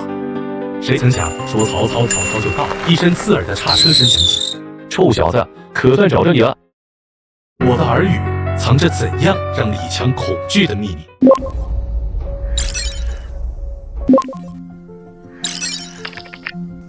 先给教训，别弄出人命，拿钱要紧。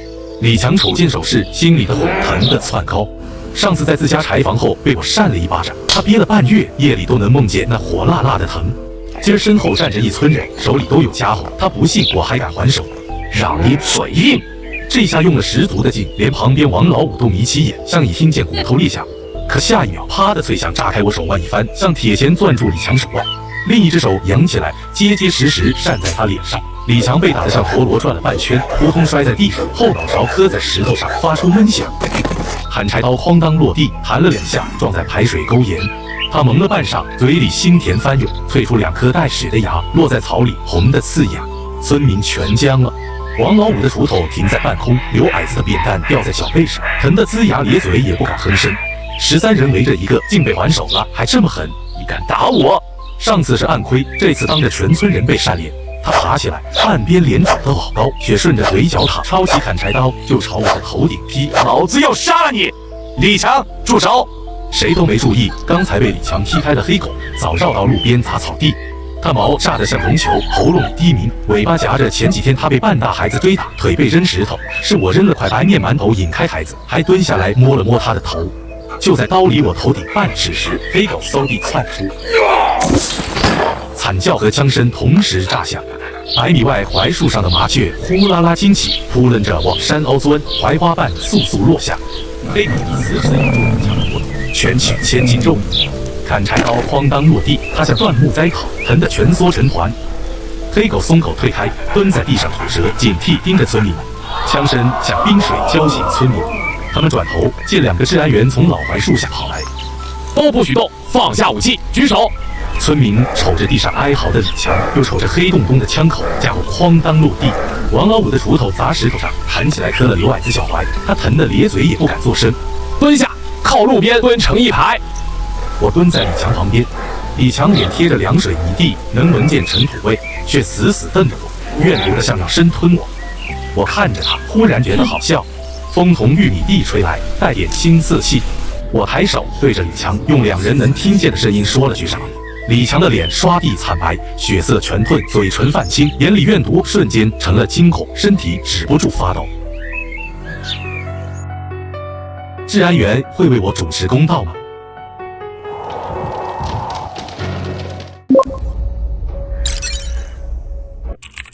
我面对将死的李强的怨恨瞪视，毫无惧色。我会让你的父母和妹妹下去陪你的。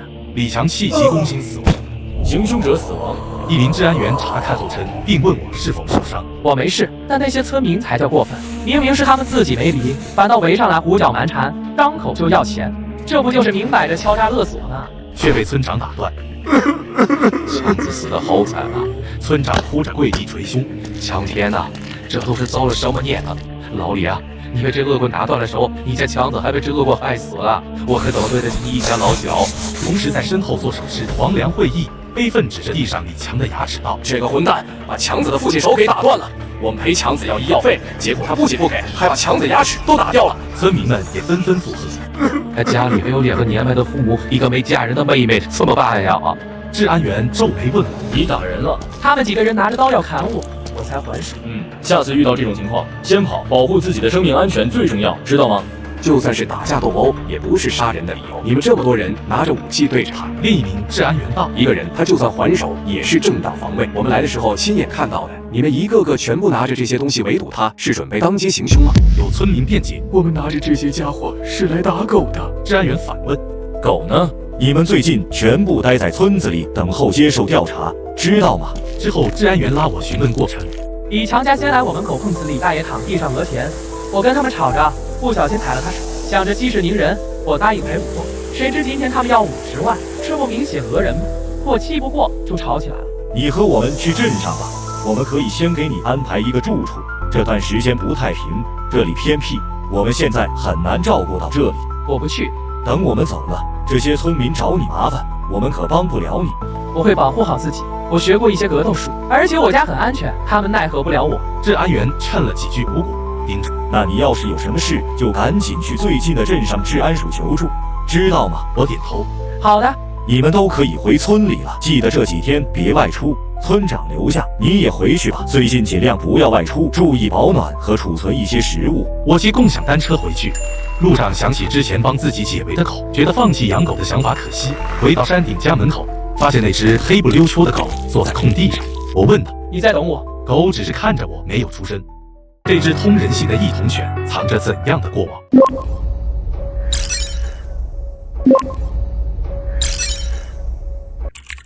我随手将共享单车收回空间，这一幕被一只异瞳狗看到，狗盯着我的手，微微歪头，异瞳里带着疑惑，显得十分聪明。我原本有养雪橇犬的打算，因仓库失火作罢。我觉得狗忠诚不会泄密，便想收养这只流浪狗。我试探着走近，狗后退了一步。我从空间拿出一包狗粮，放在狗面前说：“是的，回去吧。”我随后绕开狗，往门口走。没走几步，发现狗叼着狗粮跟了上来。上次在树林里偷看我，是不是你？说完，觉得狗听不懂，没想到狗放下狗粮。真是你！你想和我回家？狗叼着狗粮走近几步，确认我不反感后，趴在我面前小心摇尾巴。我弯下腰摸它的头，狗虽下意识想躲，但最终没动。看来我们还挺有缘的。走吧，回家，以后我们相依为命。随后我带狗回了安全屋。我检查发现它外伤严重，多处脱皮渗血。我要为你处理伤口的，要剃毛，还会有些疼，你要忍着点。随后拿出工具给狗剃毛、消毒、缝合、上药、包扎，耗时3个多小时，还打了消炎针。整个过程没有使用麻醉，狗也没有躲闪吼叫，非常安静的任我折腾。我给它盖了毯子，因为伤口过多，加上狗毛很脏，有些甚至结块。我把狗身上的毛全部剃光了，感受到气温越来越低。我将暖炉烧起来，温暖很快驱散了客厅里的寒意，将地上的垃圾清理掉。我开始准备午饭。我刚走到厨房，发现狗也跟了进来，默默趴在我的旁边。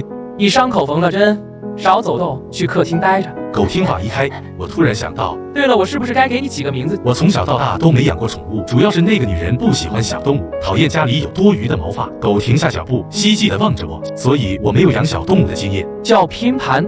我看着光溜溜，身上还到处都是针线的丑狗，陷入沉思。铁汉，家里多了一个成员，我不自觉地话多起来。蓝红，哈哈哈，我和你开玩笑的。狗脸明显垮了下来。叫魔王怎么样？魔王。午饭准备了很多肉，发现魔王更喜欢生肉后，我直接从空间里拿出一大块生牛肉给他，一人一口吃饱喝足。正休息间，门外传来了响动。面对数十村民的围攻，我能全身而退吗？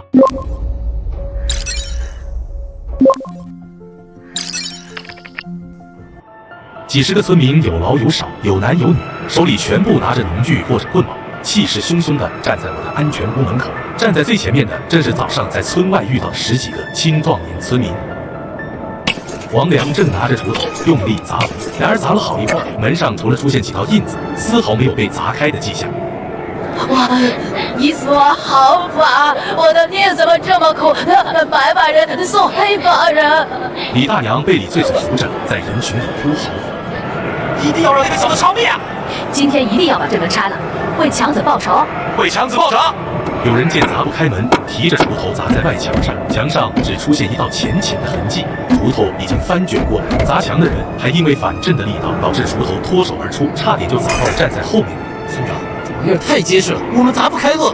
村长若有所思地盯着我的防爆门。继续砸，我就不信他永远不出来。就在村民们都以为我要当缩头乌龟的时候，门锁传来咔嚓一声响，打开了。我从门内走出来，看了看门上被锄头砸出的划痕，眼里寒芒一闪。你要干什么？一个40来岁的中年村民走到我面前。你还敢问干什么？欠债还钱，杀人偿命。村民话还没有说完，我看着近在眼前的手指，就是用力一掰。你还敢烧人？我一手踹中中年村民的腹部，将这个噪音踹开，其他村民连忙闪躲开。倒在地上的中年村民捂着肚子，面色痛苦，竟是站都站不起来。想说话就好好说话，我讨厌别人用手指指着我。村民们被我的狠辣吓住，不过他们也不是什么好人，很快就又目露凶光。年轻人，这一次可是你先动的手，打人是要坐牢的。见我没说话，村长以为我怕了。你这么年轻，要是有案底，可是会影响一辈子的前程。可以不报案，只要你赔偿我们村里的损失，这件事和强子的事就算了，怎么样？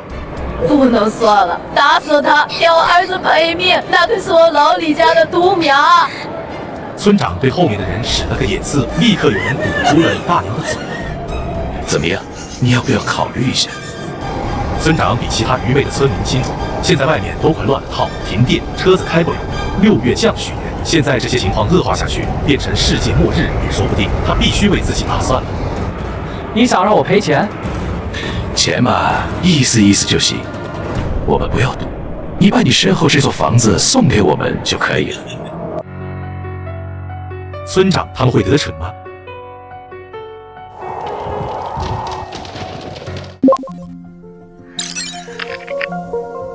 现在提款机也坏了，银行都被人挤得水泄不通。村长哪能不知道，现在的钱已经取不出来了，他要的就是一个能在乱起来之前安身立命的地方。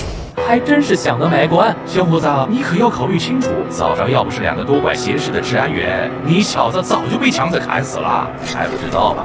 现在外面已经乱了，就算哪里发生了命案，把尸体踢人，你也不会有人查的。我劝你好好想想，是自己小命重要，还是一点身外之物重要？村长眯着眼睛，这句话就是赤裸裸的威胁。其他村民立刻拿起手里的家伙，配合村长露出凶狠跃跃欲试的模样。我嗤笑出声，这些人以为人多就能把我当成软柿子，我不杀他们，他们还上赶着找死，那我可不会手软。老东西，想要我的东西就从我的尸体上拿，废话就别说了，不知好歹。既然你想死，那我就成全你。王良和一起砸门的村民对视一眼，一左一右拎着铁锤朝我砸了过来。王良和另一村民拎着沉重的铁锤，身体前倾，加速冲向我。另一村民位于村长身后，拎着铁锤，呈冲锋姿态。我动作敏捷，后发先至，快速伸出手拉住王良挥来的铁锤。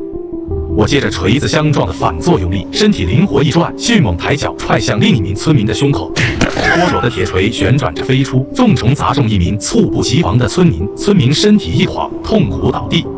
旁边的女村民看到同伴倒地，双手捂嘴，眼中充满惊恐，发出一声刺耳的惊呼。混乱的地面，散落的细小碎片和灰尘，以及倒地的村民，光线偏暗，环境沉重。村长面目狰狞地退回人群中，对着周围的村民怒喝，挥手指挥着他们上前围攻。你们几个一起上，拿下他！5名手持简陋砍柴刀的村民虽面露惧色，但仍听从村长命令，犹豫着围攻项目，形成一个松散的包围圈。我身形如鬼魅般穿梭，刀光一闪，快速而准确地制服了其中2名村民，2人应声倒地。村长还有招找我麻烦呢。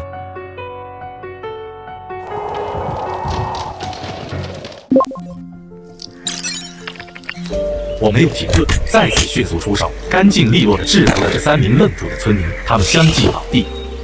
剩下3名村民看到同伴接连倒下，惊恐地呆立在原地，手中的砍刀也似乎变得沉重，颤抖不已。村长，他有刀，他动手了！最后1名村民惊恐万分，丢下刀具，转身就跑，一边跑一边声嘶力竭地呼喊着。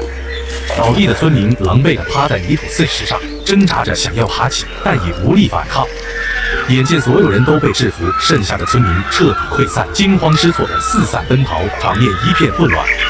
在溃散的拥挤混乱中，几名村民不慎将村长撞倒在地，村长发出一声痛苦的呻吟，趴倒在地。他气息奄奄地躺在地上，脸色苍白，虚弱不堪。我走到气息奄奄的村长身边，眼神坚定而冷峻，手中的刀具向村长方向徐徐一挥，做出警示动作。村长在我的警示下，本就虚弱的身体因极度恐惧而颤抖，最终双眼翻白，失去意识。我正准备处理现场，突然我耳朵微动，似乎听到什么，眼神向半山腰的方向望去。蜿蜒崎岖的半山腰山道，只听见村民们发出救命的喊叫声：“救命！不要过来啊！”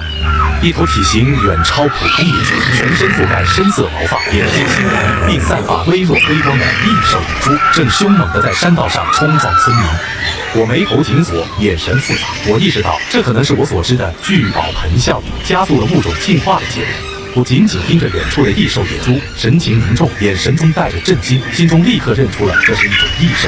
异化野猪看着我，猩红的眼睛仿佛能勾起人心底最深层的恐惧。不由握紧了手里的刀。异兽不仅余力比普通动物要高，而且力量、速度和智慧都比普通动物更强。前世的我和赵晓曾经以铁人合力击杀过一只异兽，这只异兽该如何对付？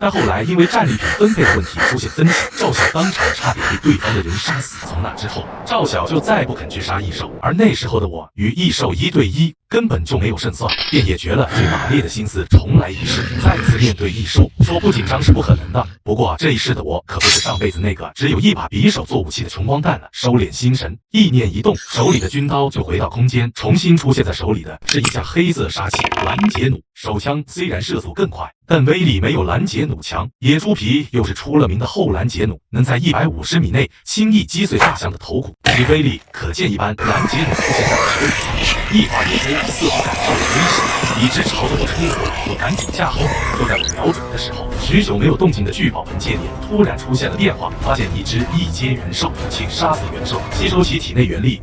元兽元力，我微微一愣，异化野猪速度极快，只是一个愣瞬间，就与我拉近了1半距离。我甚至能闻到一股腥风扑面而来，我立刻回过神来，快速瞄准，飞快射出一箭。然而这箭过于仓促，失之毫厘，差之千里。原本我想瞄准的是异化野猪两眼之间上方的弱点，却射中了他的鼻子，贯穿而过，从他的嘴下穿了出来，一箭将异化野猪的嘴封住了。但这种伤势短时间内对异化野猪来说，除了激怒它之外，连影响行动力都做不到。异化野猪痛嘶一声，原本猩红的眼睛更是突然爆炸，以更快的速度朝着我冲了过来。再出一箭已经来不及，我果断收回弩，就地一滚，躲开了异化野猪的一撞。异化野猪又跑出10余米，才缓住冲势，回过头再一次向着我发起冲撞。我快速站起身，起来的时候，手里又重新出现了军刀，在异化野猪撞来的时候，快速侧身闪避，同时手里的军刀横在身前，从异化野猪柔滑的表皮上移滑而过。异化野猪身侧顿时出现一道暗影，灼灼的闪电，鲜血喷洒了一路。恢复清明的我体会到基因锁的效果，大脑堪比计算机，仅维持3秒，随即4肢反弹，传来剧痛，这是基因锁解开的后遗症。基因锁的后遗症能困扰住我吗？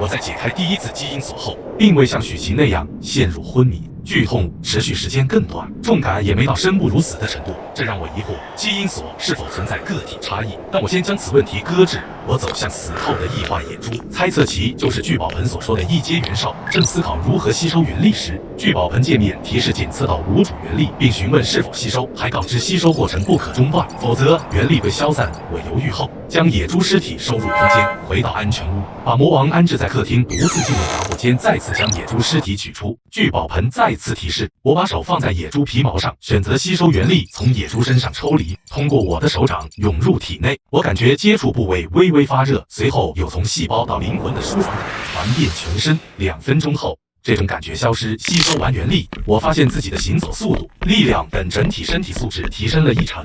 确定元力是人类快速进化的关键，还联想到末世开启时聚宝盆提到的元物质，推测其是生物进化的钥匙，且人类需主动吸收。就像前世的共振功法之后，我分别尝试修炼末世开启后没练过的养生诀和共振，发现养生诀效果好很多，至少比共振强1半以上。我看着手中脏兮兮的养生诀，想着若再遇胖道士，一定要问其来源。我意识到普通人能开基因锁，异兽出现，这个末世已和前世不同，外面世界很快会变得危险。我对魔王说要一起努力变强，魔王回应了我。晚上我还承诺给魔王吃野味。晚上我处理了400多斤的异化野猪尸体，给魔王1块肉，自己煎了野猪排，发现异兽肉没普通野猪肉硬和腥，吃起来嚼劲十足，满口鲜香。我吃了7块才停，魔王也多吃了2块。我猜测这与元力改造元兽生命本质有关。饭后我想出去消食，魔王也要跟着我。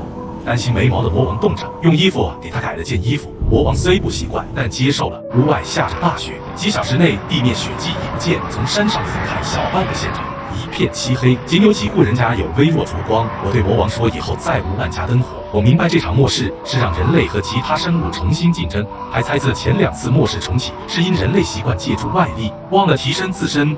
前世末世后，人类可能因一步落后而最终灭亡。作为唯一知情者，我感到沉重。魔王似乎感受到了，蹭了蹭我的腿，一人一狗在漆黑雪地上静默无言。我能站在末世中笑到最后吗？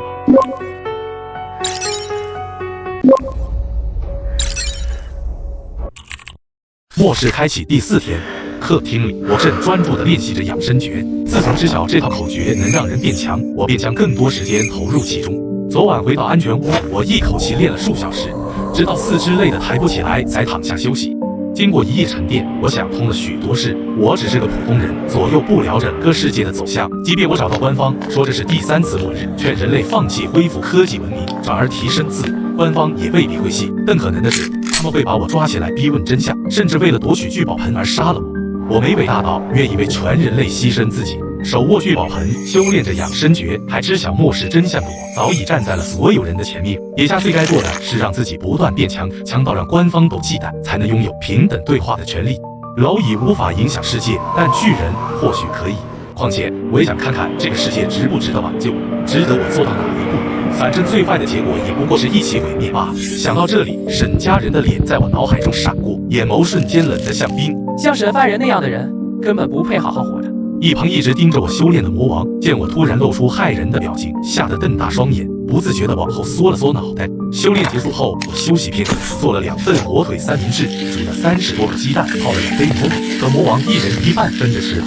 在饭量上，我和这只狗倒是格外合拍。吃完早餐，我把之前拆下的摄像头重新装回外层猫眼。屋外早已成了暴风雪的世界，天地间一片茫茫白雪，室外温度骤降到零下31摄氏度。那些逃走的村民没再来找麻烦，想来昨晚已有不少人在睡梦中被严寒夺走了生命，此刻怕是自顾不暇。之前李伟提过的官方物资也迟迟没露面。我猜降温来得太突然，官方原本准备的照明物资已不重要，人们更需要的是保暖物品和食物。我并非惦记物资，只是想看看沙市官方能应对到什么程度。回到安全屋，我给魔王换药。这狗的恢复力惊人，1天过去，伤口不仅没发炎，还结了层薄痂。保险起见，我又给魔王打了半管消炎针。喂给魔王的药丸会带来怎样的惊喜？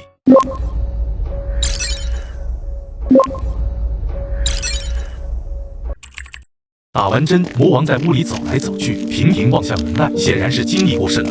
等你伤好了，我就带你出去。我想起之前收集的宠物物品里有玩具，或许能让魔王打发时间。我找点玩具给你玩。我用意念沟通空间，意识在偌大的空间里扫过，突然注意到一个盒子。我手一翻，盒子出现在掌心，这是之前沈金兵的保镖要带进医院的手提箱里。我用手枪换过来后，这几天忙得全忘了。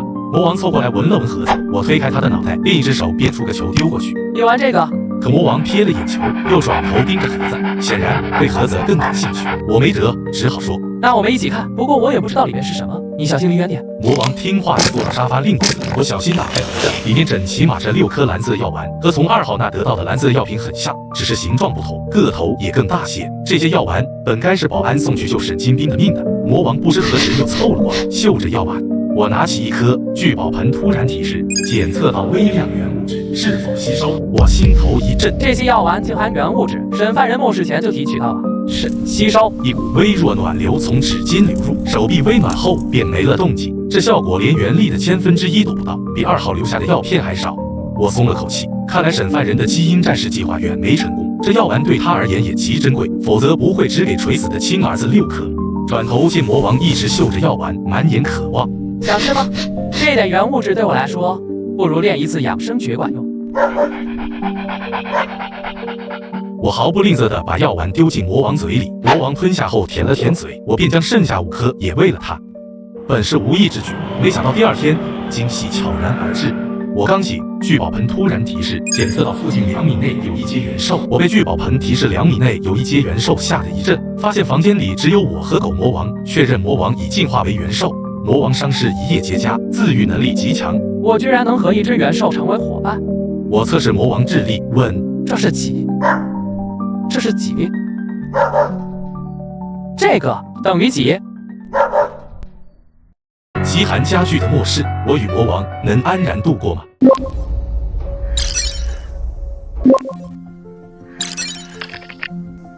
我确定魔王的智力约等于人类10岁。我拿着小剪刀，小心翼翼地为魔王拆线。我眉头微皱，陷入思考，推测其因吸收元物质达临界点。魔王吃了药丸后能进化，且变成元兽未影响性情。之后3天，暴风雪让城市成冰天雪地，城市中的房屋、街道都被厚厚的积雪覆盖，气温降至零下30度，夜晚更低。此次极寒比上次更甚，大地被冰雪覆盖，很少能看到生命活动的迹象，北方存活生命寥寥无几。城市被冰雪完全覆盖，没有灯光和任何生命活动的迹象，近极北的城市无生命迹象。我在安全屋舒适生活，烧暖炉。我穿着短袖短裤修炼养生诀，锻炼完后拿着一杯冷饮正喝着，我想着烤个肉吃。火锅里冒着热气，我一边在涮菜一边看剧。我拿出书本教魔王义务教育课程，我仅需出门铲雪。因提前处理，安全屋用水未受影响。城市里高层住户玻璃被打烂，冷风灌入，城市到处都断水断电。山下卧龙村村民被之前异化的野猪带走了10几个人，村长死后乱成一团。暴风雪来袭后，多处窗户碎裂，连夜用木材修补，人漏风。1/3村民生病发烧，不少老人都去世了。某天清晨，4虐多日的暴风雪停止，久违的太阳出现。我走出安全屋，看到太阳露出微笑。魔王也跟着我走出，对着太阳摇尾巴。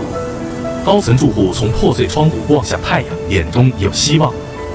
卧龙村村民走出房屋，看着太阳，也露出久违的笑容。末世之下，太阳虽重现，却失去往日温暖。沙市遭连年暴雪侵袭，积雪达1米多深，许多人家门被积雪堵死，社会秩序已然崩坏。我的安全屋因采用内开门设计，未受积雪堵门影响。魔王的伤势痊愈，长出绒毛，且穿上我改造的衣服出门。温暖什么时候才能重现？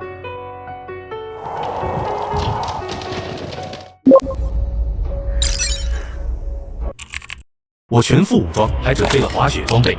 2人下山后，我收起滑雪板，与魔王深一脚浅一脚往城里去。路上不少人穿着臃肿衣物，冻得狼狈不堪。和他们比起来，我穿的算是10分单薄了。一个叫钱亮亮的年轻人看到我的装备，羡慕地上前询问：“喂，那位带着狗的大哥？”见我没回应，他小跑过来，还摔了一跤，摔进了雪地里，但还是很快站起来朝着我追上后说：“我叫钱亮亮，大哥贵姓？”有话直说。钱亮亮拍了拍身上的雪，一脸谄媚地看着我。钱亮亮打量着我的装扮，问：“就是想问问你这套哪里买？我也想买一套。”市区商场。我言简意赅，说完就走。大哥你先别走，多少钱能买到一套啊？钱亮亮跟了上来，边走边问：“大哥，你家里还有没有多余的？能不能先借我一套？”我皱眉，冷冷看他：“自己去买，别再跟着我，不然就对你不客气。”魔王也停下脚步，眼神不善地盯着钱亮亮，嘴里发出了威胁的呜呜声。钱亮亮畏惧地看了一眼，体型比他见过的狗都要大得多。好，大哥，慢走。嘿，人仗狗势，有什么了不起？我走远后，钱亮亮啐了一口。这时，一个穿羽绒服的中年人走过。这位大哥，你身上这衣服……钱亮亮上前，对方只说：“问。”此时，市区店铺已无人营业，人们为生存疯狂打砸店铺，哄抢物资，甚至有人当街杀人，社会秩序已经完全崩坏。我此行目的是收集黄金，升级聚宝盆。这神秘物件能预测末世，知晓原力元兽，复制存储物品，还能让人重生。我期待升级后有惊喜。我让魔王退开，用锤子砸开一家金店的钢化玻璃，让魔王在外警戒。我进入店内，敲开柜台，将黄金、白银、铂金、玫瑰金、钻石等值钱物收入背包，再转存空间，避免因柜台完好而暴露空间能力。我接连扫荡了8家金店和3家大型金店，收起了财物，末世前价值上亿。期间有想分羹者被魔王吓退，也有人嘲笑我抢不用的金银。中午，我和魔王在一家被洗劫一空的金店用餐。我从空间拿出牛肉饼，2人分食时，金店门口传来一阵脚步声。这家人的纠缠会引发怎样的冲突？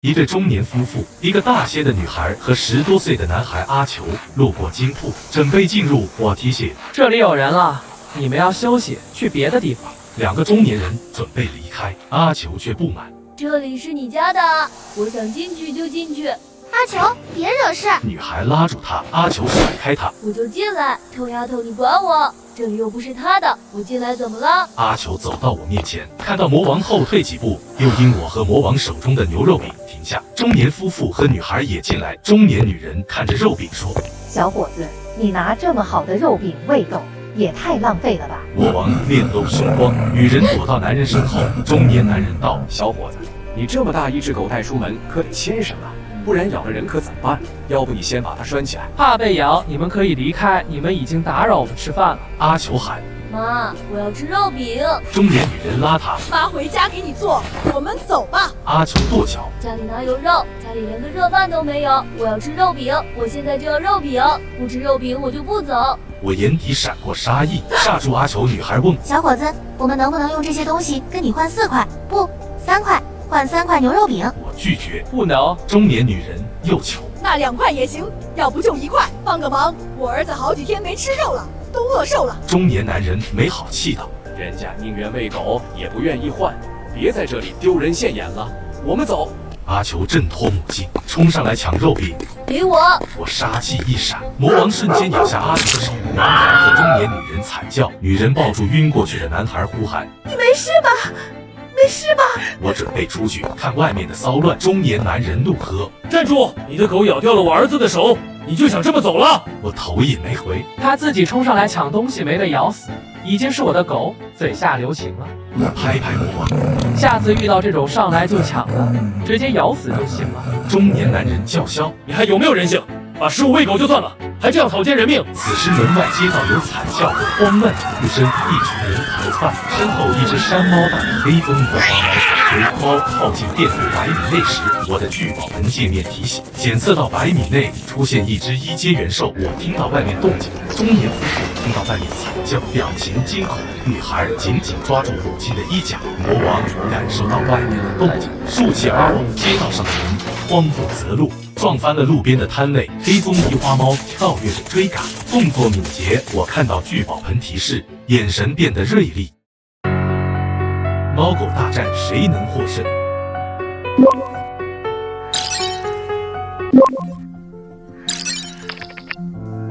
我再次遇到元兽异化狸花猫，上次因聚宝盆提示错失射杀异化野猪，这次我没失手。身边的魔王战意强烈，眼神征求我的意见。你想对付那只猫？魔王点头。需要帮忙吗？魔王用头狗对我示意不用。好，你去吧。魔王走向狸花猫，狸花猫也盯上他，猫狗大战爆发。此时金店内，中年夫妇因儿子阿球受伤起争执。孩子他爸，快点带阿球去医院。这几天就医院死的人最多，现在外面还有巨猫，怎么出去？那可怎么办？难道要看着阿球死在这里？妈妈，先把阿球的伤口用绳子扎起来，可以减少出血。你个死丫头，懂什么？你是想害你弟弟变成一个残废吗？这是我以前在网上看到的，他这样流血下去会失血过多而死的。男人听后狠狠抽了女孩一巴掌。你就是想看着你弟弟死，对不对？你这个没用的下贱玩意！你为什么没有拉住阿球，让他别进来？为什么刚才你不帮你弟弟抢肉饼？为什么被咬的不是你？你弟弟要是出了什么事，你也别想好过。女孩被打倒，手掌扎进碎玻璃，女孩却麻木站起，挑出玻璃，眼底晦暗。猫狗大战中，双方都受了伤。狸花猫一瘸一拐，魔王眼下方和腿上也有伤口。我准备随时出手救魔王。就在狸花猫抓向魔王时，我察觉到身后动静，拿出手枪。快跑！他们要杀了你！原来中年夫妇绕到我身后，各持一把刀。这个养不熟的贱货！你的狗现在可不在你身边，小子，你害了我儿子，我要把你的骨头都剁碎去喂狗。别和他废话，杀了他！他这套衣服给你穿，我要牛肉饼。魔王见我受威胁，愤怒吼叫，一爪拍倒狸花猫，咬断其受伤的右腿，随后扑倒它，踩断其脖子，赢得胜利。他们要对我做什么？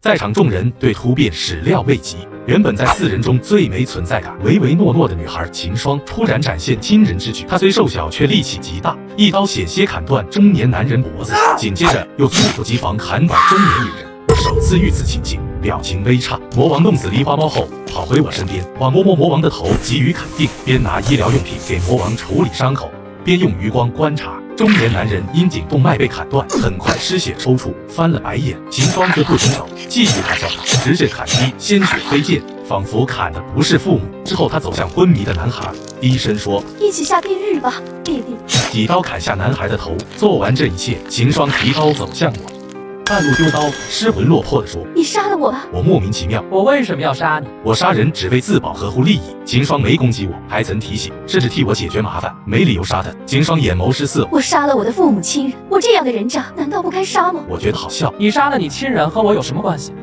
而且有些人也不配为人父。我想起吕思月，眼底暗潮翻涌，拍了拍魔王，我们走。我和魔王回到狸花猫身边时，有人远远观望，不敢靠近。我不理会，让魔王叼起狸花猫尸体离开，留下的断腿引发争抢。走出一段距离，我对拐角喝道：“出来！”浑身是血，提着大袋子的秦霜小心走出。我皱眉：“为什么跟着我？我能不能跟着你？”我拒绝：“不能。我什么都会做，你别看我瘦，我力气很大，能吃苦，吃的一点也不多。我身边已经有伙伴了。”我用凌厉眼神警告：“别再跟着我，我杀起人可不会手软。”我叫秦霜。秦霜对着我背影大喊，见我不回头，眼神坚定地走向另一个方向。我找隐蔽角落将狸花猫尸体收入空间。下午，我按标记地图扫荡金店，在一家金店门口再次遇到秦霜，眼中闪过杀意。你跟着我？秦霜辩解：“我没有跟着你，我是来这家金店找东西的。”我注意到他手里的消防斧，知他也来寻黄金，便绕过他，却被叫住。等一下！打开露出杂物中的黄金首饰，眼睛亮亮的抓起一把递向我。这些给你。为什么给我？你不是需要黄金吗？我今天下午找了4家金店，收集的黄金都在这里。我需要我自己可以收集，就算你浪费自己的时间找这些东西，我也不会收留你。我知道我这种贱命只能靠自己。我只是想感谢你在我最绝望的时候没有推我一把。我实事求是。谢就不必了，我什么都没做。秦霜坚定地看着我。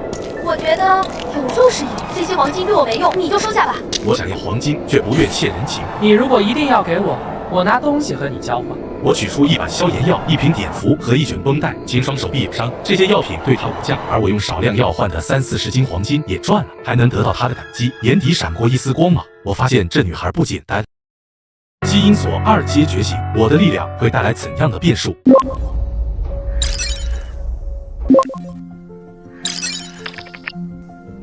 我注意到秦霜的异常，她背着大量黄金，一麻袋物资，手里还握着几斤重的消防斧，力气远超常人。之前手臂被刺伤，竟毫无异样的继续收集物资。联想到魔王伤口也不再流血，我拿出几包泡面和药品递给秦霜。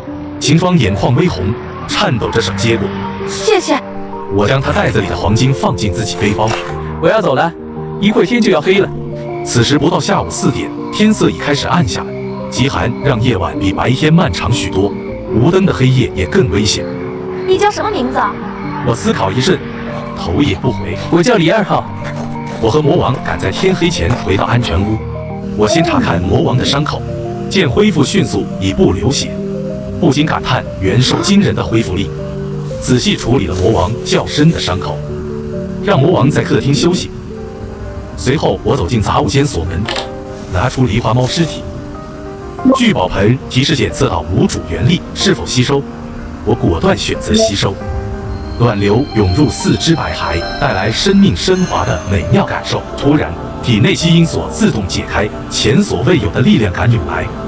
我试探挥拳，拳风呼啸，力度竟比之前提升10倍，远超常人。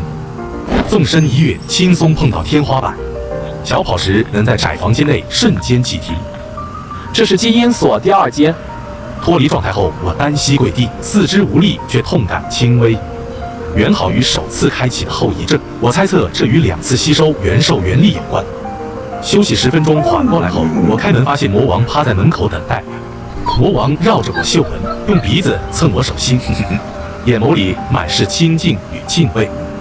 晚饭后，我从空间取出今天收集的财物，蹲下身，将手放在首饰上。升级物品复制。升级物品复制后，聚宝盆又会有什么变化？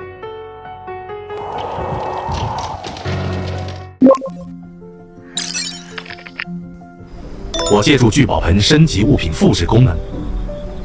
聚宝盆初始状态。第4次升级增加24次。第4次升级时，聚宝盆变化。后续第5次升级后，物品复制次数变为48次。第5次升级后，我记录数据。第6次升级时，能量波动。第6次升级后，物品复制次数变为96次。第7次升级后，物品复制次数变为381次。第7次升级后，我很疲惫，升级所需钱财点不断翻倍。第7次升级后，下一级需124万钱财点。之后我选择升级储存空间，储存空间首次升级。4次升级后，空间变为1456，还需累积98万5755钱财点，达成完整储存空间。且发现最后一次储存空间升级所需钱财点是4倍而非翻倍。我计算得知，物品复制升级到第10次需2082万钱财点，约20吨黄金。但沙市市区6成金店已被光顾，郊区金店分布稀疏，剩余郊区金店难以满足需求。我考虑银行金库，我想象了一下银行金库剖面图，却因银行防护坚固放弃，转而尝试聚宝盆隔空取物。测试发现，隔空取物受容器厚度和密度限制，容器最大厚度不超5厘米，密度大则厚度上限更低。隔空取物失败，银行金库不符合条件。魔王见状，小跑到我身边，着急地围着我转了起来。魔王担忧我强忍着突然泛起的恶心头晕，对着神情着急关切的魔王挤出一个笑容。我没事。最终我决定收集完沙市金铺后，去周边城市继续收集黄金。我开始做周边城市路线规划。我能顺利从周边城市买到黄金吗？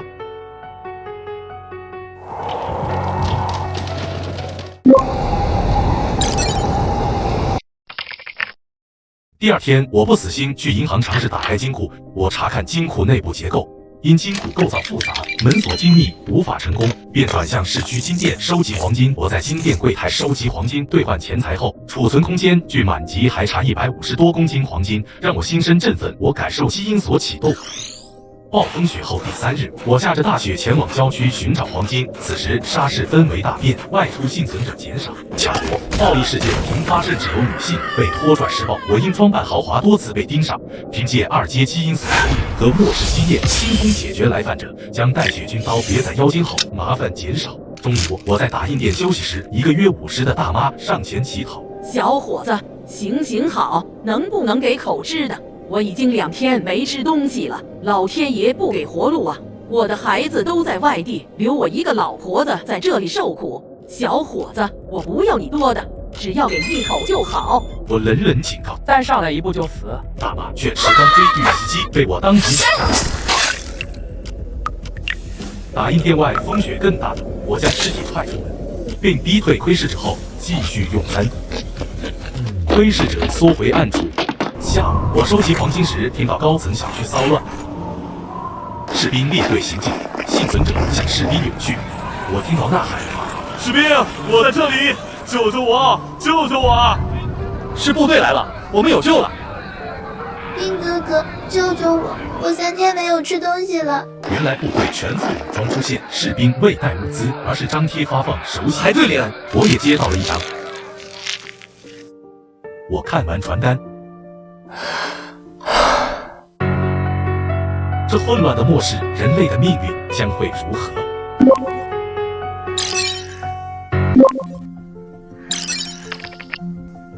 我看到士兵派发的传单，传单上有4项通知：一是非暴风雪天气，市民可去东郊外星海公寓排队登记领1周生存物资，老人小孩可代领，闹领多领将被收回资格；二是东郊建庇护所，参与满100日修建者获居住资格，参与者每日得2份工作餐，每月1套防寒衣物，要求16到45岁，身强体健，无基础疾病，特殊才能者优先。三是上交建材换贡献点，500点可获居住资格，贡献点可兑物资，明细将张贴。四是各区县每日有士兵小队真枪实弹巡逻，禁止抢夺、杀人、暴力强迫妇女等恶性事件，发现当场击毙。随后市民围堵士兵索要物资。同志，吃的有没有吃的？我快饿死了！我好冷，你们有没有多余的衣服？小哥，我家娃儿病了，你们那儿有没有药啊？我们没有带物资，你们明天可以去东郊那里领物资。传单上都写了，你们先让开，我们要先完成任务。人命关天的时候还发什么破传单？你们来这么晚，我爸都去了。要是你们来的早点，说不定我爸就不会死。我爸才60多岁。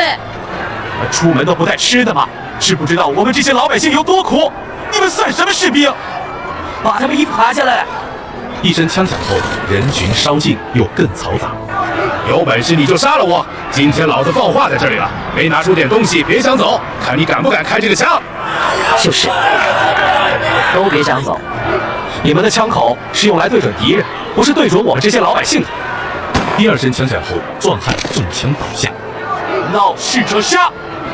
想要物资，明天去东郊外，现在立刻让开。我看后准备回去，计划明天去东郊了解情况。回程路过卧龙村，我看见村民办丧事，村里家家挂满了白布。我觉得此时办丧事不明智，加快脚步回安全屋。和魔王打招呼后，我拿出黄金等贵金属，升级储存空间。黄金消失大半。聚宝盆界面乱码后重新显示，完整储存空间可随原力增加而增大，且能储存活物。功能有物品复制乘381，升级需124万钱财点。空间被分为2部分，一面是真空区域，另一面出现足球场大的土地。魔王满眼崇拜地看着我。储存空间能帮到我多少？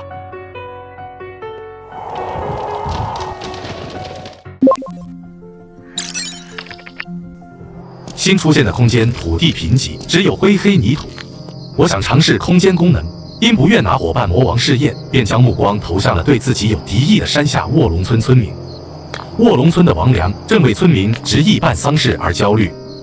他走进一户村民家劝说：“王叔，外面世道乱了，能不能把长辈们的丧事推一推或减班？推到什么时候？推到万一再下暴风，让我爹在家放10天半月可不行。人死入土为安，现在合办一场已经够简单了。人死不能复生，活着的人得活下去，不能为死人断了活人的路。我生前为村做了多少事，做人不能自私，你这话说的没良心。”王良跑了10几户都遭拒。他本是村长内定的接班人，可村长突然离世，他尚未建立威信，村民不听劝。他知道外面已有人为物资争抢，担心村里粮尽后重蹈覆辙。他走到山脚下，踢着积雪，连串咒骂我发泄郁气，却没察觉身后多了人影。我刚下山就见落单的王良，正听到他骂自己，便想拿他试空间。我伸手拍向王良肩头，意念一动却没反应。王良转头与我对视，皆一愣。王良刚要反应，就被我手刀劈晕。这次空间有了反应，王良出现在空间土地上，我将他移出，又把血塞进他衣服。不许出伤，否则立刻没命。我再次把王良收入空间，感受到阻力失败。接下来不管有什么感觉，都别反抗，否则杀了你。直到王良近乎失去反抗力时，才成功将他收入空间。反复试验后，我确定将活物收入空间需对方无反抗能力或意志薄弱，且空间内时间正常，活物可呼吸活动。我觉得动物意识较弱，或许更容易收入，打算回去和魔王确认。最后看了眼奄奄一息的王良，结束了他的痛苦。保险起见，我又找了2个落单村民试验。当时夜幕将临，村民多在家准备晚饭，村里原有人口不足400，近半已离世。有村民见我上前对峙，我担心部队来日送物资后，适应了的村民会找麻烦。毕竟双方仇怨已深，便用热感应仪找到躲藏的村民，将他们处理后，把尸体都收入空间。回到安全屋时，我身上杀气未散。我看着迎上来的魔王，眸色泛红道：“魔王，我们玩一个游戏好不好？”我能顺利将魔王装进空间吗？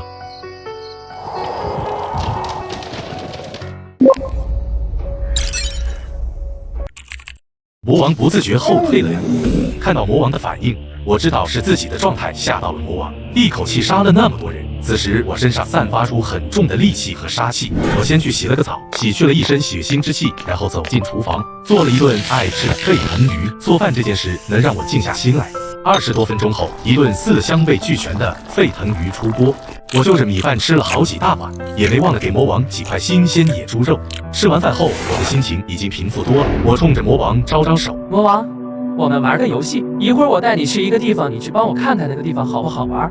别怕，我会很快让你回来的。”魔王歪了歪头，在想我这句话的意思。我把手放在魔王狗头上，将意识与空间连接。下一秒，魔王就一脸茫然地出现在了空间土地上。在我的意识里，只见魔王出现在空间里后，猛地蹦了起来，极其警惕地四下观望，发出阵阵不安的低吼声。我连忙将魔王从空间里转移出来。魔王重新回到熟悉的安全屋，看到熟悉的我，狗眼里的激动快要溢出来，就差扑在我身上了。我耐心和魔王解释了几遍，安抚好他后，再次让他进入空间。这次进去，魔王就没有上次那么不安了，在空间里撒丫子奔跑起来。这片空间土地总共有篮球场那么大，魔王跑到边界，被一面无形的墙挡住。我试着用意念和魔王沟通，魔王听得到。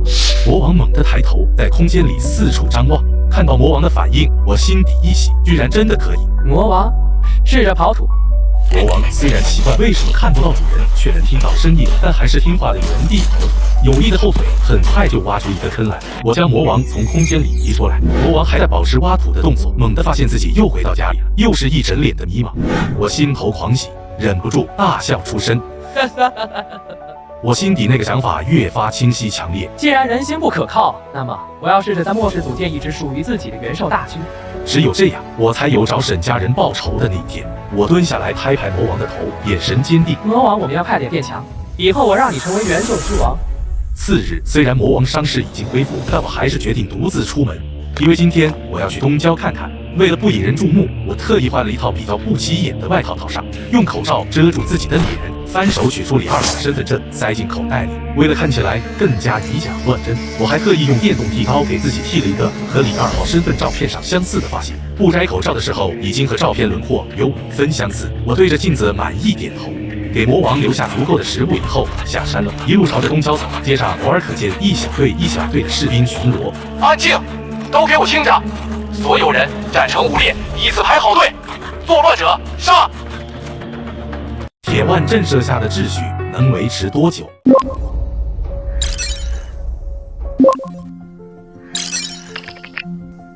公寓门口，一个杀字带着凛然气势，让幸存者心头一震。紧接着，一排士兵整齐的枪支上膛声，彻底让喧闹的人群安静下来。喇叭里传来年轻声音：“各位排好队，拿好身份证，登记身份后进小区领取物资，1个身份证1份物资，家人带领的出示户口本或结婚证之类的资料证明。冒领、多领者将失去永久领取物资资格，请大家理智领取。身份证丢失者到右边登记核实。特殊时期，为防止宵小作乱，必须严肃对待，请大家谅解。应聘工作者到左边登记面试。”应聘青年整理背包。我观察到队伍前进速度不慢，审核不算严格。我摩擦冻僵手指。不久，队伍前方骚动起来。我姓陈，我儿子随我老婆姓活，有什么问题？怎么就不能给我领啊？周围人群交头接耳。想为家人代领，就出示户口本或者你妻子身份资料和结婚证资料。我从南区大老远跑过来，那些资料都没带呀。登记台登记表上面写的清清楚楚，没有资料证明你只能领取自己本人的物资。有劝和者拉拽男子。哎，我说你们不是为人民服务吗？你这是什么服务态度？信不信我投诉你？突然，一支冰冷的枪口抵在了他的脑门上。他说的话你听不懂吗？周围士兵手按枪套戒备着。有身份证明就可以带领，没有就只能领一份。现在要么去领自己那份，要么回家拿资料。闹事者死。说话的是位身材魁梧、披着绿色军大衣的男子，面容方正，一只眼睛因受伤呈浑浊色，平添几分狰狞。男子吓得腿一软，跪在地上。是谁是？随后接过牌子，连滚带爬跑进公寓。士兵冷漠注视，这一幕让不少存着同样心思的人熄了念头，队伍前进速度加快了。排队的人都好奇物资内容，有人询问领到物资的人，对方却抓紧袋子匆匆离去。3个小时后，我排到靠前位置。我能顺利通过审核领到物资吗？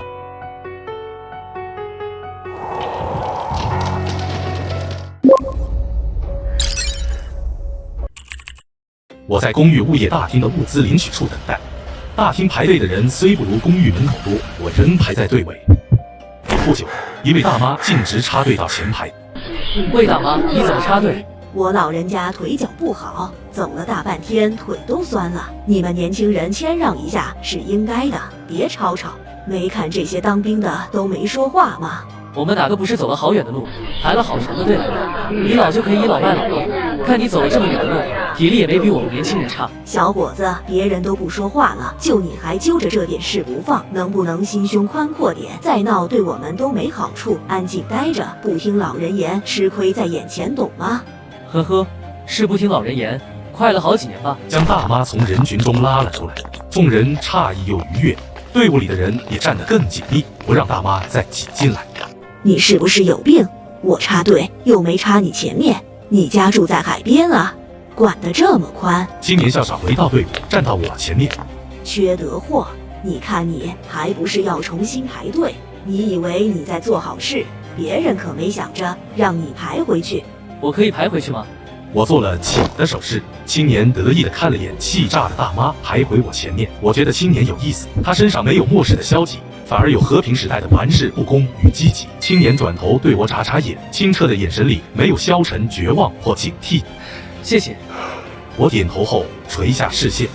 等了半个多小时，我递上金属牌，领到一个黑色袋子，分量约10几斤。另一边有人领完打开骂：“就这么点东西，让我们吃一个星期，这是想饿死我们吗？”我看到袋子里有几包方便面、3个面包、1根火腿肠、2根蜡烛、1盒火柴、几包感冒药。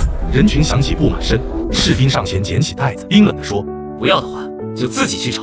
这些东西是我们的人手脚都被冻掉，拼了命搬回来的。”沙市部队没足够抗打衣物，士兵搬运物资时不少人冻伤，甚至冻掉手脚趾。那人最终愤愤拿走袋子。我暗道有这些不错了，以后可能都吃不到。我没走，看到大厅墙上张贴着物资兑换贡献点及贡献点反对物资的明细，便拿起纸笔抄录：100公斤沙子兑5贡献点，100公斤水泥兑10贡献点，还有未损毁电路板、电器、汽车零配件等兑换明细。更让人心动的是，下面贡献点兑换物资的清单。这诱人的兑换清单是机遇还是陷阱？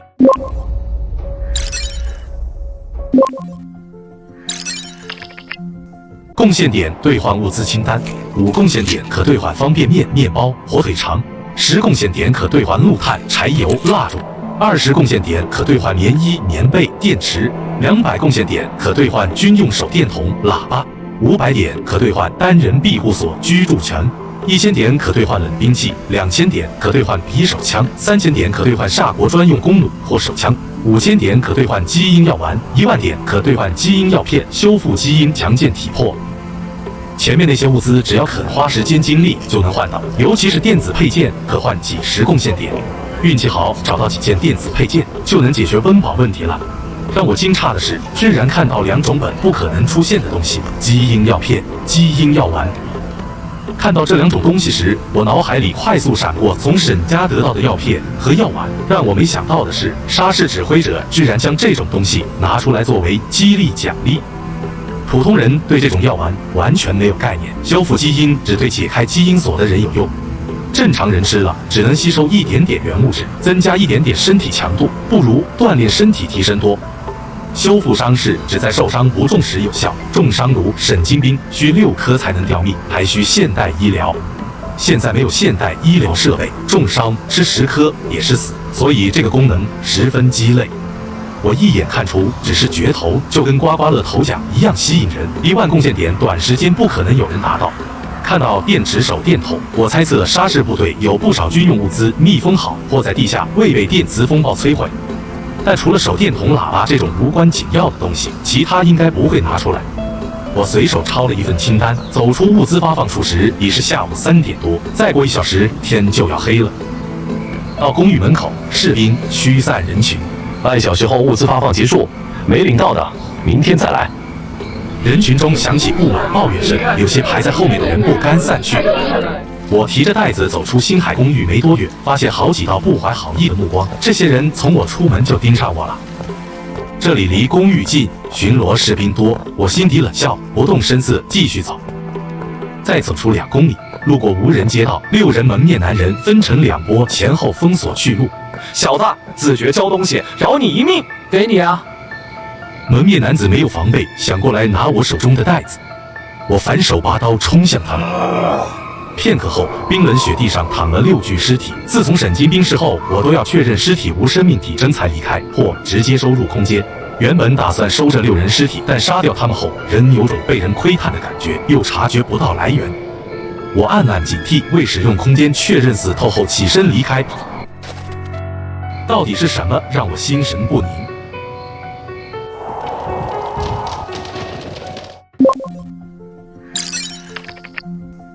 我走后许久，一身影体、五官扭曲头颅出现在雪地。提头人是之前排在我前面、看似无害的奇怪青年。青年往我离开的方向里露出意味不明的笑容，有意思。我离开后，被窥探感消失，保险起见走出几公里，找隐蔽角落将袋子收进空间。我改换装扮后，拿出雪地摩托车朝西郊而去。回去半路天色已黑，我不再隐藏，开雪地摩托车冲上主干道。漆黑街道只有我车灯亮着，吸引赶路幸存者目光。我靠，那是什么？雪地摩托车！明天我也找来试试。我面容藏在护目镜和面罩下，无人看清。众人羡慕嫉妒恨，看我绝尘而去。到西郊后，我将摩托车收入空间，以免痕迹被发现。清理脚印，回到卧龙村外时，将近夜晚7点。刚走进卧龙村，我就察觉出不对劲来。饥寒降临后，卧龙村夜晚因无虫鸣鸟叫更显寂静，村内已无活村民，周边山林因多野兽和猿兽而潜藏危险。我曾因想进山打猎储粮，将安全屋建在山里，却未料猿兽提前异变。此刻我望着漆黑村口，心底升起危险感。我带上红外线夜视镜，持武器沿村外道路小心前行，注意力集中在村子一侧。起初未发现异常，我虽暗想是否多疑，却未放松警惕。几分钟后，夜视镜中闪过一束红光，消失在建筑物后。又过3、4分钟，红光再次闪现，且离我更近。待红光重现时，我开枪击中目标，那东西踉跄壁后又扑来。我看清是双臂粗壮、手掌比脸盆还大的异变长臂猿。此前声响正是他在建筑间荡月所致。长臂猿接近100米时，聚宝盆提示检测到100米内出现1阶元兽。我不禁反喜，收回枪换军刀，想借此测试元兽驯服可能及自身基因所2阶的战斗力。我提刀直掠，长臂猿挥掌拍来，我闪身躲避，并砍向其手臂，却仅入肉1寸，便被肌肉夹住。我惊叹其防御远超此前异化野猪。长臂猿怒吼反击，我弃刀后跃躲开，原地雪花飞溅，瞬间开启基因锁2阶的我气质一变，力量速度大增。判断出长臂猿双臂异化，身体是弱点。长臂猿张开2米长手臂，环抱封锁退路。我借其手臂借力踏肩，左手抓毛稳身，右手军刀避开颈动脉，刺入其脖梗。只需横向用力，便可划开暗的影子。臣服我，否则杀了你！我能顺利将长臂猿收入空间吗？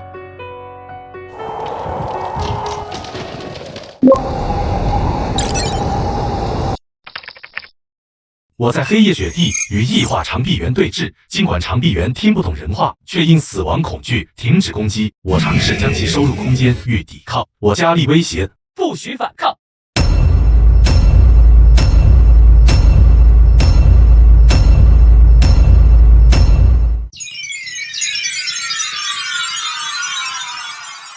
虚弱的我持枪警戒，我感慨：如果魔王在身边就好了。坦言因担心空间隐患，未代魔王计划用长臂猿试验空间能否长时间放置活物，成功后便带魔王出行警戒。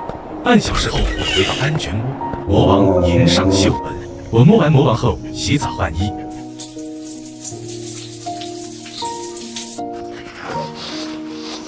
晚饭后，我尝试与空间里的长臂猿沟通无果。长臂猿反被声音惊吓问饭。我对看教学视频的魔王说：“魔王，我有一个任务要交给你。”魔王疑惑回应。十几分钟后，我在意识空间看着魔王狰狞微笑着追咬长臂猿，无奈服弱。我放出魔王，苦笑说过几天再试。随后观察魔王毛色，猜测魔王，你是阿拉斯加犬，对不对？魔王眨眼回应。次日，长臂猿伤口愈合，我喂食并与其说话，让它熟悉声音。2天后，长臂猿适应，已能和魔王打闹。当天计划去公交收集黄金，魔王兴奋转圈。魔王叼来鞋子，我背上背包，开门准备出发。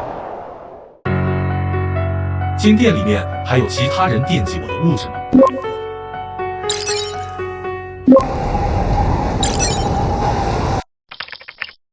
我刚给聚宝盆完成第8次升级，看着面板上物品复制765的字样，松了口气。这次升级不仅增加了381次复制次数、储存空间，还能随原力增长扩容，连活物都能存放。我用15次复制次数补全了发电机、药品等稀缺物资，又备足煤炭和木头。剩下的750次次数，静静待在面板上，成了末世里最踏实的底气。大雪席卷沙市的清晨，我换上全套防水保暖装备，从帽子到靴子，严丝合缝。雪天出行从不含糊，我太清楚雪花融化结冰的刺骨寒意。路上，幸存者们撑着积雪的伞，脚上裹着层层塑料袋，走几步就哆嗦着落伞上的雪，看向我的眼神里满是羡慕与眼红。自从部队发放物资的消息传开，周边幸存者蜂拥而至。暴风雪半个月内夺走无数生命，外来者撬开破窗占路，把冻僵的尸体扔到路上。刚好转的秩序再次崩坏，我收拾了几个视频进的混混，正想找出僻静地取出雪地摩托，一条小路里突然传来求饶声，我本想绕道，却听一声怒吼：“我和你们拼了！”紧接着，钱亮亮亡命奔来，见我就喊：“救命啊！有人抢劫杀人！”见我不理，钱亮亮眼底闪过狠厉，伸手就想抓我电费，我侧身躲开，脚下轻勾，钱亮亮顿时摔了个狗吃屎。这已是第3次撞见刺人，我冷眼旁观，没等钱亮亮爬起，3个行凶者已追来，穿黑羽绒服的男人一脚将他踹回雪里，说罢一刀扎进他腿里，惨叫声刺破雪幕。食物在哪儿？交出来！钱亮亮疼得涕泪横流，真没了，不然我也不会出来找。他忽然指向我，他穿得好，家里肯定有吃的，还有条狗，宰了够吃几天，放了我吧。2人持刀逼近我，我眼中杀机刚起，一阵整齐的脚步声由远及近，是部队士兵。行凶者顿时慌了，一人扶起钱亮亮挡在身前，用雪埋了血迹，不许乱说话，配合就饶你命。另一人警告我，就杀你！士兵很快赶到，领头的扫过众人，目光落在着装格格不入的我身上。挡着钱亮亮的男人堆起笑：“我们一起找物资。”我弟摔了腿，喊大了声：“不好意思。”钱亮亮被刀尖顶着，不敢动弹。领头士兵狐疑不解，看向我问：“是这样吗？”面对士兵的问答，我会如何回答？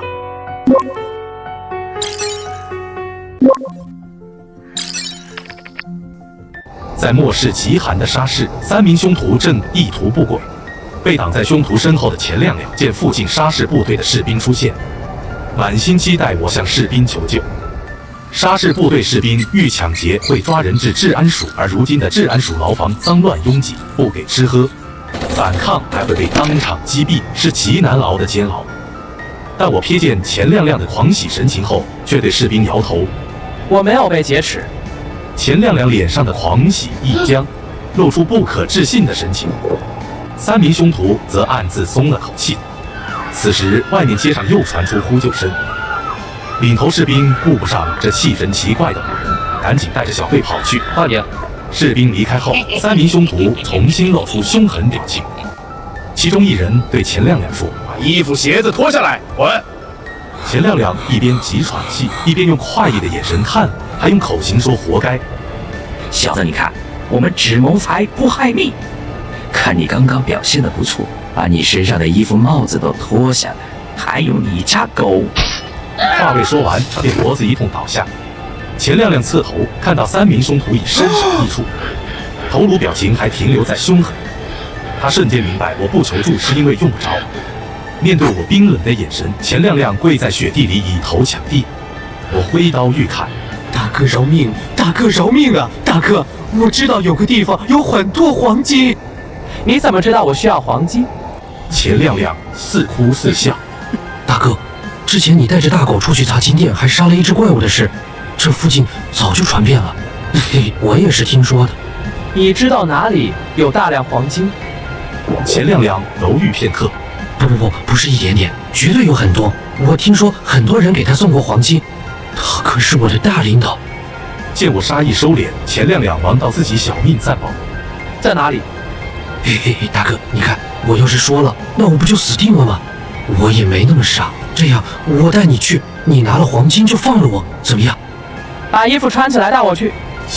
如果没有我想要的黄金，我会让你后悔自己在世上多活了这么一段时间。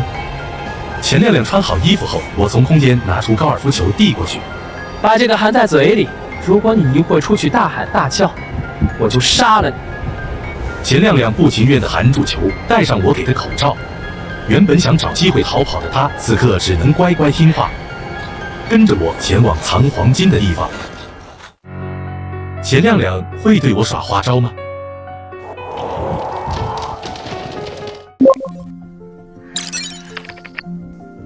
？2个多小时后，我带着几乎绝望的钱亮亮来到东郊别墅区。此时沙市积雪已达3米多深，地势低的地方1楼无法住人，平均3层的别墅只剩2层露在外面。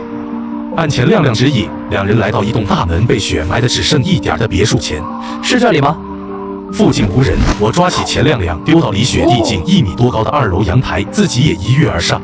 钱亮亮摔得眼冒金星，刚想爬起，就与阳台玻璃内一双浑浊发黄的眼睛对上，吓得疯狂后退，差点摔下去。见我上去，连忙指着房间。我看到落地窗内躺着的人，这是尸体。我拉开没锁的落地窗，里面是间卧室，有2具尸体，一具躺在床上是中年女人，一具躺在地上是中年男人。钱亮亮看清中年男人的脸，指着他不停抽泣。我让他把嘴里的东西抠出来说话，钱亮亮费劲抠出后激动，这就是我的领导。我看着这屋里被洗劫过的痕迹，有人来过了。什么？要不我们再找找，说不定黄金还没被拿走。你去找，我看着你找。钱亮亮无奈开始翻找，别墅卧房里的衣物、被子、窗帘都被扯走，值钱东西全无。快找，别浪费时间。钱亮亮继续找，打开书房后惊喜大喊：保险箱还在！但保险箱无电力和切割设备，难打开。就算这里全是黄金，也装不了多少。一定还有别的地方有黄金，不可能只有这么多。你的领导平日里有什么奇怪的习惯或者癖好？他喜欢听摇滚音乐，算不算？听说为了听摇滚，还专门修了隔音房，请人来家里欣赏，对音响宝贝的很，从不许别人碰。刚找过的一间房里就有几个巨大音响，你去刚刚那个房间看看。2人回到有音响的豪华房间，里面有巨大屏幕，两边摆着6个夸张音响，对面是真皮沙发。把沙发拆了看看。钱亮亮走向沙发，我检查音响。第1个、第2个音响正常，第3个入手异常沉重。我探查后发现，里面全是四四方方的金条，每根约10公斤，足足有53根。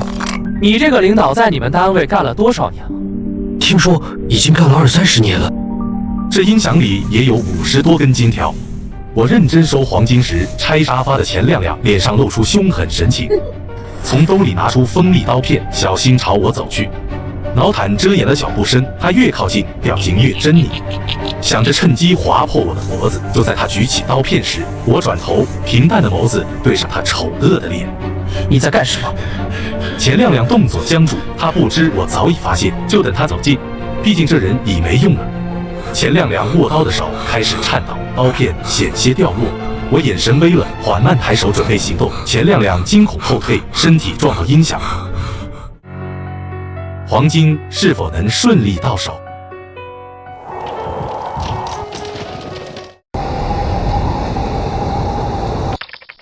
我快速解决前亮亮后，继续查看剩余的2个音箱。打开一看，每个音箱里都整齐码放着50-60根金条，加上之前找到的，总数竟有200多根。换算下来，这足足是2吨多的黄金。若是在末世前，这样的数量能值5亿多下国币。我不禁在心里感叹，那位领导真是老奸巨猾，竟把黄金藏在日常使用的音箱里，还常请人来家里听摇滚。要知道，和他同龄的长辈大多不喜欢摇滚，自然不会频繁上门，更没人会想到近在眼前的音箱里藏着如此巨额的财富。而他平时只开前面2个音箱，更是完美避开了旁人的怀疑。搜刮完音箱，我又检查了别墅其他角落，确认再无收获后，回到发现保险箱的房间。我想试试能否用意念穿透保险箱取物。自从上次实验隔空取物极限后，我感觉意念穿透距离有所增加。为防意外，我将魔王从空间召唤出来，有东西靠近就提醒我。魔王立刻进入警戒状态，一同变得凌厉。我将手放在保险箱上，集中精力沟通空间。意识探入时，明显感到比从音箱取物更强的阻碍和晦涩感。赞阳穴也阵阵顿空，但我咬牙坚持，终于成功将保险箱内物品转移到空间。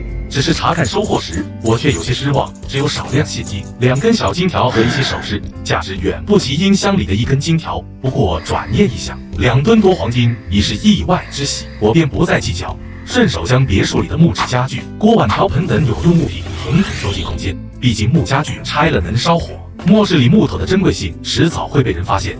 处理完这座别墅，我从阳台轻巧落地。见天色尚早，我打算在别墅区再碰碰运气。我专挑门口积雪未被清理、能被雪掩埋的无人别墅搜索，半小时内又查了2栋，其中1栋像是主人自行搬走的，能拿走的东西都被清空了，毫无杂乱痕迹。另1栋虽无人居住，却留下些积满灰尘的家具。我不管3七21，全收进了空间。只是2圈搜下来，黄金没再找到，空间里多了些杂七杂八的东西。我心里清楚，这样碰运气的效率远不如扫荡金店，便打算离开。就在这时，不远处传来轻微的声响，像是有东西掉进雪地，接着是爬起来的声音。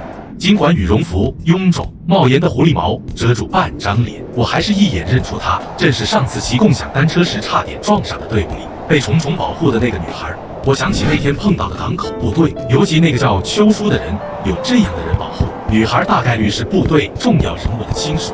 我不想惹麻烦，立刻加快脚步离开。没走多远，我就感觉身后有人跟上我，停下脚步，转头看着追上来的陆翩然，护目镜下眉头紧锁。为什么跟着我？我眉头皱得更紧，不愿多费口舌，冷声道：再跟着我，我就杀了你。眼前的女孩是谁？她到底想干什么？